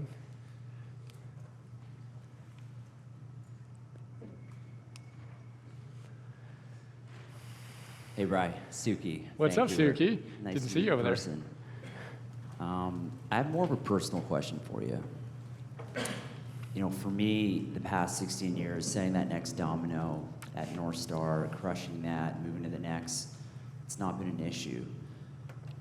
You know, I'm the same age as you, similar phase of life. I have a 4-year-old, 1-year-old daughter. Amazing connection to them. Amazing wife, supportive wife, great relationship. And this is not the world I want to raise my girls in. And I'm doing a lot to change that. So my question to you is, how do you balance being on your hero's path, crushing your North Star goals, yet being in balance with being with your family, being with your wife? And I constantly battle this thing, which you know, I'm a former ultra-endurance athlete, you know, when I used to train 25, 30 hours a week. I retired 2 years ago because I got to a place where I was missing my wife and my daughter while I was training. So I get to a place where I'm doing this work and I'm making a difference and on the front lines of the part of the world that I'm impacting. Yet, a part of me begins to feel like I'm not being the father and husband that I can be. So, any insights with that for you in your life? Well, first of all, I appreciate your authenticity and expression, and of course, any ambitious person, and as a man speaking to you as a husband and father, I know that. I mean, this is it. You know, I mean, this is. David Data says in The Way of the Superior Man, if an ambitious man is honest about it, their purpose is just more important to them than their relationship in many ways. And there's a level of like that drive to do things is just, it's a powerful drive. And yet, for us, being committed to being, for me, there's the being committed to being both an exemplary teacher and entrepreneur and leader in that regard, and father and husband. It rubs up against reality. And this is, again, the perfectionist conversation of Tal Ben-Shahar's conversation of he wanted to work 16 hours a day, he wanted to be in ridiculous shape, he wanted to be a great father and husband, and he realized, wait, when I do the math, I can't do all of those things. And I never did a note on McKeown's Essentialism, but I love that book. And he made the really, really good point that life is all about trade-offs. And when I really got that, and I really got the fact that yeah, you can have it all in one sense, but we can't have it all in every sense. I started framing things a little bit differently. And for me, it's been, and we'll talk about this too in the love of, and you do all these things. So, I mean, I'm not going to say anything that you don't know, but I think the first thing for me is recognizing that tension and feeling the need to be willing to make some of those trades. And I make the sacrifices. You know, I don't travel. I don't do certain things so that I can be home and do certain things on a schedule, which for me work. And one word I haven't used yet that I want to throw out right now is idiosyncratic. I love the word idiosyncratic. So I am both idiosyncratic and eccentric in what I do. And what I do is what I do. And the root of the word idiosyncrasy is awesome. Basically, we all have our own style, and we've got to own that. And again, that euthymia of what is it for you? This is my way, as Nietzsche said. What is your way? There is no the way, right? So for me, as we look at architecting our masterpiece days, it's very important for me to have dedicated time with Emerson. And I got to figure out, because we have a 2-month-old, how I'm going to do that with Eleanor. And that's the thing that I fall short on the most. Of, did I do that? Did I do the 30, 45, 60 minutes of one-on-one time today? I didn't. Right? And that's my biggest growth edge. I'm good at being done at a certain time and shutting in. I'm getting better at having good energy at those times rather than being, oh, I'm done with the day and what? Right? But that to me is the iterative process of getting clear on, well, what is that standard? And we're going to talk about that in what I call the big three. So energy, family, and service. Of how do we optimize our energy? And again, I want to be a world-class athlete by certain standards, which is more like the junior varsity version of it. But I'm not willing to give it more than an hour a day of focused training. And I'll do little micro workouts and stuff that cost me no time, but that's my constraint, right? And then family, and then service. So we'll look at that big three, and I think that'll be a really cool place to start articulating, well, what would you look like when you're on with your energy, with your family, and with your service, right? And what that ideal is, the benefits you're going to experience from it, and then the thing you're going to do every single day, little baby, tiny thing you're going to do to be on path to make that ideal a reality. I think you might find that helpful. Then the final thing that comes to mind is a great frame from Osho. So Osho says there's no such thing as balance. So part of where I struggle is I want to be balanced at times. I actually don't want to be anymore because I know that isn't it. But he says that balance is a verb. It's not a noun. It's balancing. And he says it's more like a tightrope walker. A tightrope walker, even if you're like a world-class 10,000, 25,000 hour tightrope walker, you're actually never technically balanced when you're moving over the tightrope no matter how good you are. You're a little bit too far this way, and then you correct and you're a little bit too far that way. And there's this dynamic equilibrium, which I think is important for our conversation as aspirational exemplar husband and fathers, and for all of us, as we look at how we balance the learning and the goal setting and the creativity, et cetera. So we'll explore some more, and I'm sensitive to it and excited about it. And we're bummed that we weren't able to see Kate this weekend. She's here in spirit. You brought me instead. Yeah, right on. So we had, I think, one more behind, and then we're going to...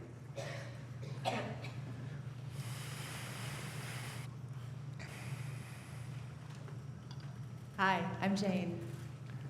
Hello. So, nice to see you, Brian. Nice to see you. My question is this. So when I started listening to you and following Oasis and reading your materials and watching you, I saw all these people doing things and I thought, well, I can't do that. I already have this life over here that I created, and what am I going to do? But then that voice inside of me, it really wouldn't stop. So I found the thing that I love. I'm doing it. I think a couple of your people are part of it. And it lights me up. Like I could literally probably do it 20 hours a day and not sleep at all. But I almost have to deconstruct the life I have in order to create the new life I want.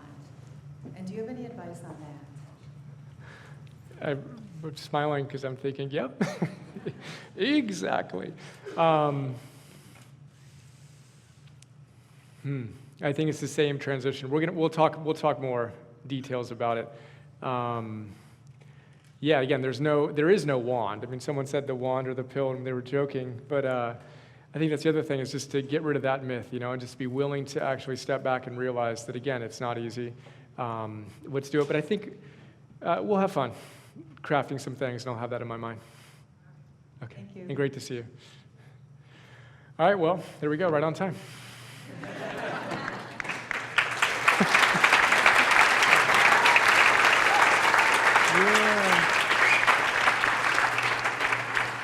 Pat, sorry about keeping you up late, man. You want to come on up? I'll introduce you. So Pat Solomon reached out to me. Let's get Pat up here.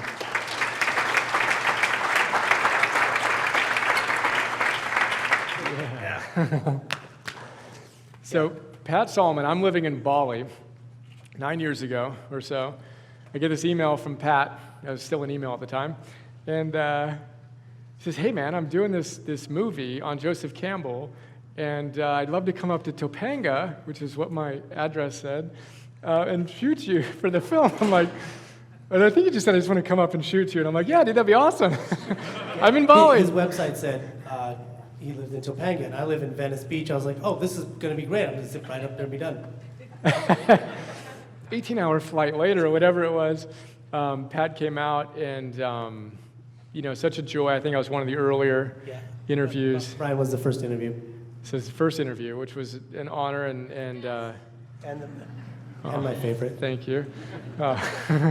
And I just love what Pat did with the film. I don't know, how many of you have already seen the movie? Cool. For those of you who have seen it, I'm sure you enjoyed what Pat did, and for those of you who haven't seen it, I'm excited for you to enjoy it. Basically, just a great. Well, you tell us kind of the quick story on. The quick story is, it's so odd. I've watched this film thousands of times now, and every time someone says, "Hey man, what's your movie about?" I'm like, the hero's journey, following your bliss kind of stuff.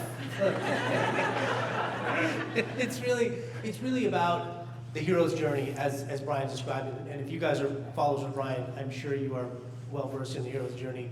But it really kind of breaks down what the hero's journey is in relation to following your bliss. So Campbell really recognized that when you're a person in the world, when you're following your bliss, that's really when you're on a hero's journey. When you're sitting on the couch, or not, you're in the village, or you're stuck in a career that you hate, you're not really on that journey. So it's about following your bliss.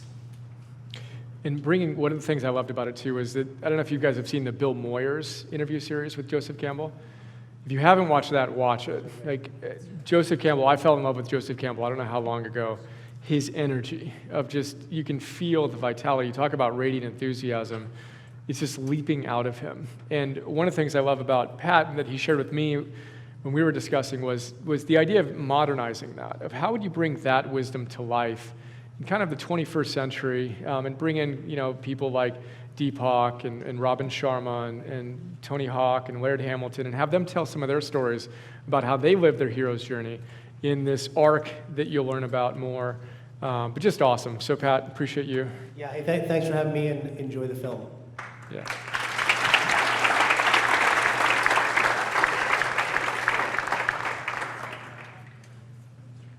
See you tomorrow. So excited. Thanks, guys.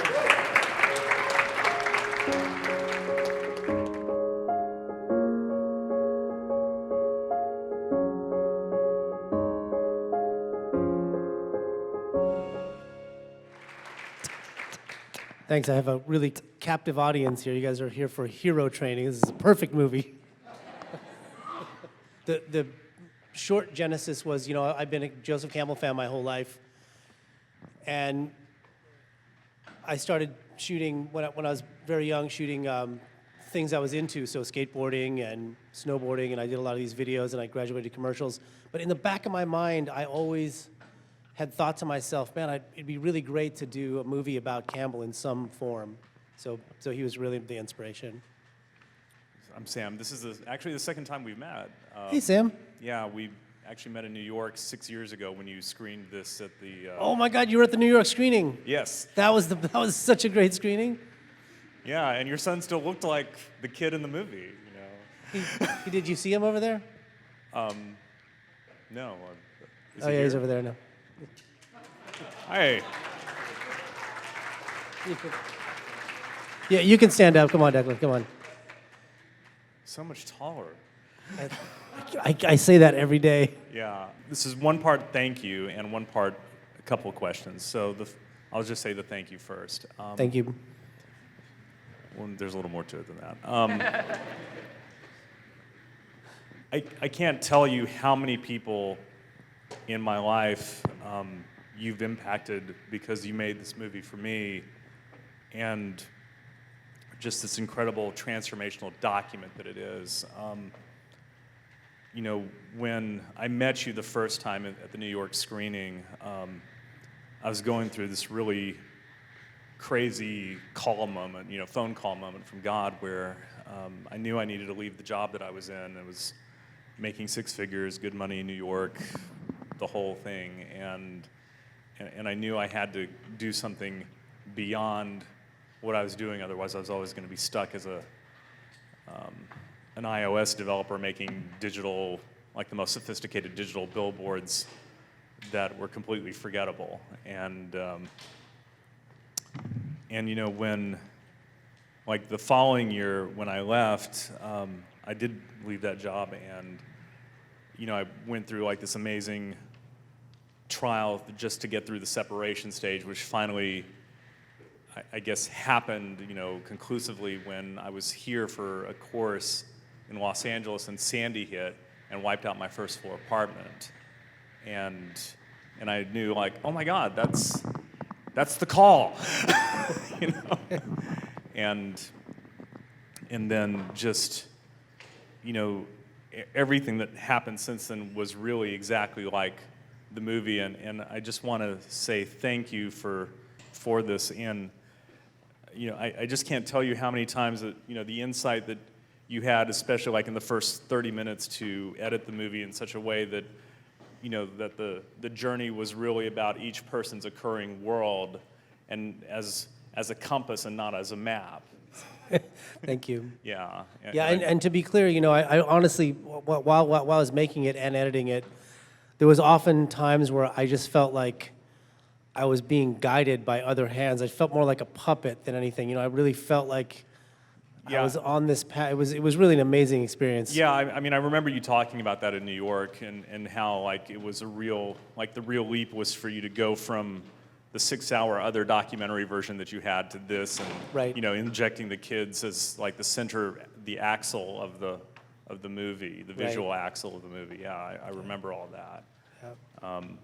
And so yeah, I just want to say props. I mean, it Thank still you. holds up.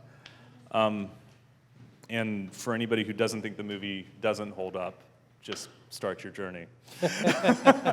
Thanks. So that's the thank you part. And I definitely will meet Mrs. Solomon here in a little bit. But the second thing, the questions I had, first is, did you ever hear from Obama's body man at all about...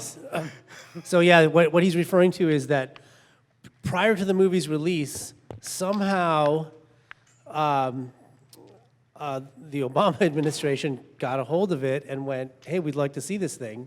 And I got an email from his... Reggie Love. From Reggie. And we exchanged a couple emails, and then I sent this FedEx out. And then shortly after that, Reggie left. So I never really got anything back. So yeah, that's actually the end of the story. Well, maybe not. Yeah, maybe not. Thank you. Yeah, hopefully not. So that's the first thing. Second thing is, how did you like how scary was that for you to abandon the first version of the movie? Like how terrified so were you? that was actually really scary. So to abandon, because you know, I had mapped out this film, and when I made it, it sucked. It was horrible. I was like, oh my God, what are we doing here? So, but I had planned it, you know. So you guys have all heard this quote, where you have to be willing to get rid of the life you planned so as to have the life that's waiting for you. And so that became the story of the film at that moment. Only it switched to, you have to be willing to get rid of the film you had planned in order to get the film that was waiting for you. So I literally just had to kind of abandon my plans and go, well, what are we going to do now? And then at that moment in time, you know, I always knew we were going to use the kids for something, and people told stories, and I knew I was going to use the kids to recreate those stories. So the only thing we had left was to shoot that. So we shot the first one as a test, and we edited it together, and it was like a lightning bolt, like, oh my God, that's how we're gonna do this movie. We're gonna use these kids, and we're gonna tell a Grail story, and we're gonna weave it throughout the whole thing. And it was like a lightning bolt. It went from, like, I want to jump off a building to, woo, this is the greatest thing ever. Well, thank you. Thanks. Sorry, more questions? Yep. Good. Wait, you got one back there? Sorry, over there, yep. Did you have all your interview subjects at that point when you decided to use No, I had most of them. I had most of them, but not all of them. And really, we had cut this. The film was like 5 hours at one point, and it was just horrible. And it really encompassed everything that Campbell had talked about. You know, it was like, you know, a lot of religion and the mask of God, and it didn't have any cohesion. And it was at the point where we went, what is this film about? We can't just say, we just can't do a movie about everything Campbell said. So as soon as we went, okay, hero's journey, follow your bliss, it just clicked. Oh my God. So Brian's was the first interview, about almost 3 years. Almost 3 years, not quite 3 years. Just want to say thank you because this is my favorite movie in my life, and I've given it to people as a gift, and it's changed them. I call it a life-changing movie, so thank you. Thanks. But my question would be, how did you select the participants? Did you? Oh, this is a great one. So yeah, and I know this is great because all of you are kind of embarking on a journey right now, and you're probably thinking about the steps you're going to take. And I intentionally did not have a plan to get interview subjects. I just went, I trusted, I had faith in the process of the hero's journey. I just went, I'm going to go into the forest and bounce around, and one person's going to lead me to the next, and whoever I run into is who was meant to be in the film. And so my first interview, this is an example, not to say that I didn't have a hit list, like Deepak Chopra was on my hit list, but I didn't, and I made a phone call, got rejected, and went, okay, that wasn't meant to be. But my first interview subject, as you know, is Brian. And I talked to Brian after the interviews were over, and he was like, hey, you should talk to my friend Robin Sharma. He's in Toronto. And then I interviewed Robin Sharma, and then he went, oh, you should interview my friend Deepak Chopra. And I was like, are you kidding me? Like, this is the way it's meant to be. So I really feel like as part of the process of journeying, there's kind of a letting go of the process, I guess. Or you have to have faith in the process and a letting go of the plan. And I did that intentionally just because I thought it was true to the Campbell spirit, I guess. Yep. Hey, brother. Just want to say thank you, first of all, for the film. I've watched it probably 10 times, and each time I watch it, I see something new in there, and something new resonates. My question is, your personal hero's journey, what are you working on now? Oh, that's a good question, actually. So right now, the next film, right? I'm trying to bring to life another film, and I haven't really got a lot of traction yet. We've been dealing with other issues, but this year I'm going to start a film about money, and it's not really. It's about the idea of money. It's like a thing I can't get out of my head. A lot of questions from Finding Joe were about, hey, following your bliss is great and everything, but I have to make money. I have to support my family. I have to, and so that idea really stuck with me. Like, what is this stuff? It's not.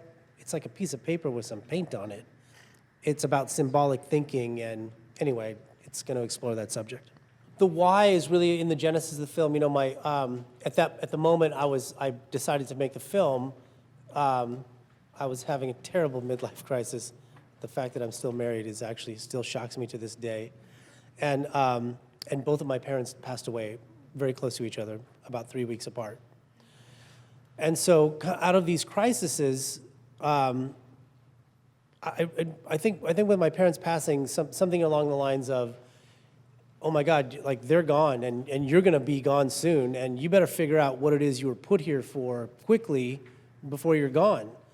And I had this film had just been in me for a really long time. I think probably before I realized it was in me. The answer to that question, what were you put here to do, this film kept coming up. So I think I really jumped on that. And it was also kind of a way to get out of the crisis. I was really in a lot of pain at that point. And taking the journey of making the film helped alleviate that pain.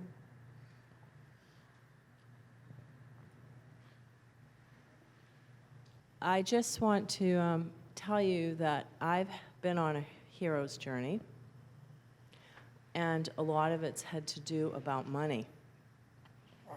Do tell. So, I went on a journey, and I learned an awful lot about how the hero's journey works with money. And I need your card. We're gonna need your. I know. We'll talk for sure. Yeah, that's all I really wanted to say. Okay. Yeah, Just that's so actually you- really great yeah. because, yeah, it's kind of coming together now. So we definitely need to talk. Yeah, I didn't want to tell Okay. everybody because we're all getting tired. Perfect. I think. So thank you. Yep. I was wondering, as an artist, I guess, how do you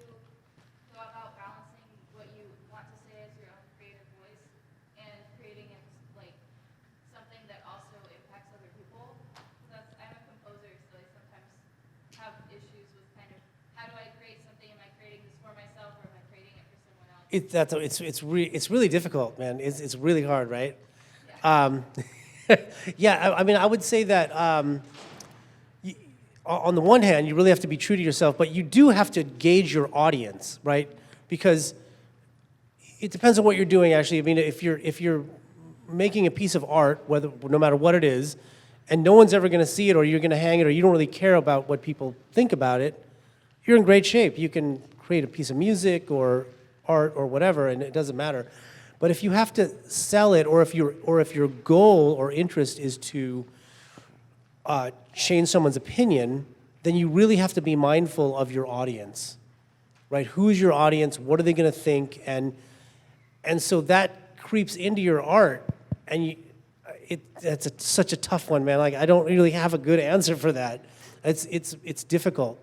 It's really, and I can say from this experience of finding Joe that, to be quite honest with you, I really wish I would have thought about that more, right? I did get a lot of comments when the film came out, like, hey, it's very male-centric, and it is.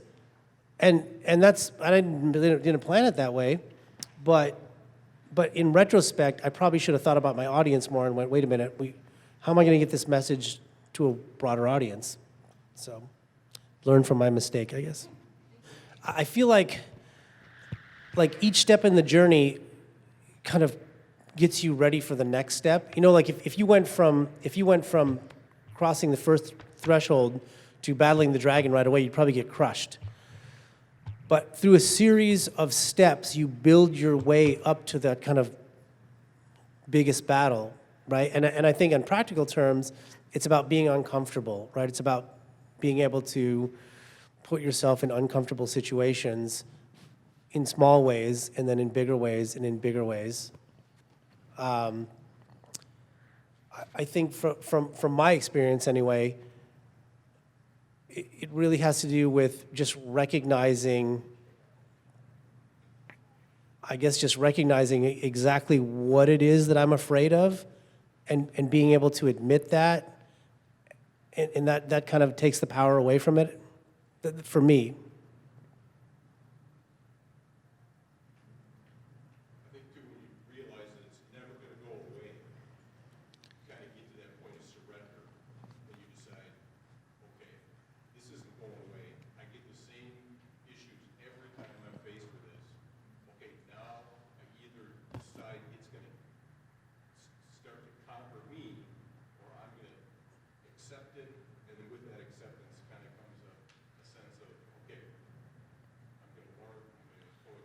That's a great point, what you just said about surrendering, you know, because that has a lot to do with it too. I mean, I think in a lot of situations, if you just kind of surrender to the experience that's happening, whether it's good or bad, especially if you're having some negative feedback from the universe, it really puts you in a place of clarity. At least it might not feel good, but at least you're clear on what the issue is and what the problem is.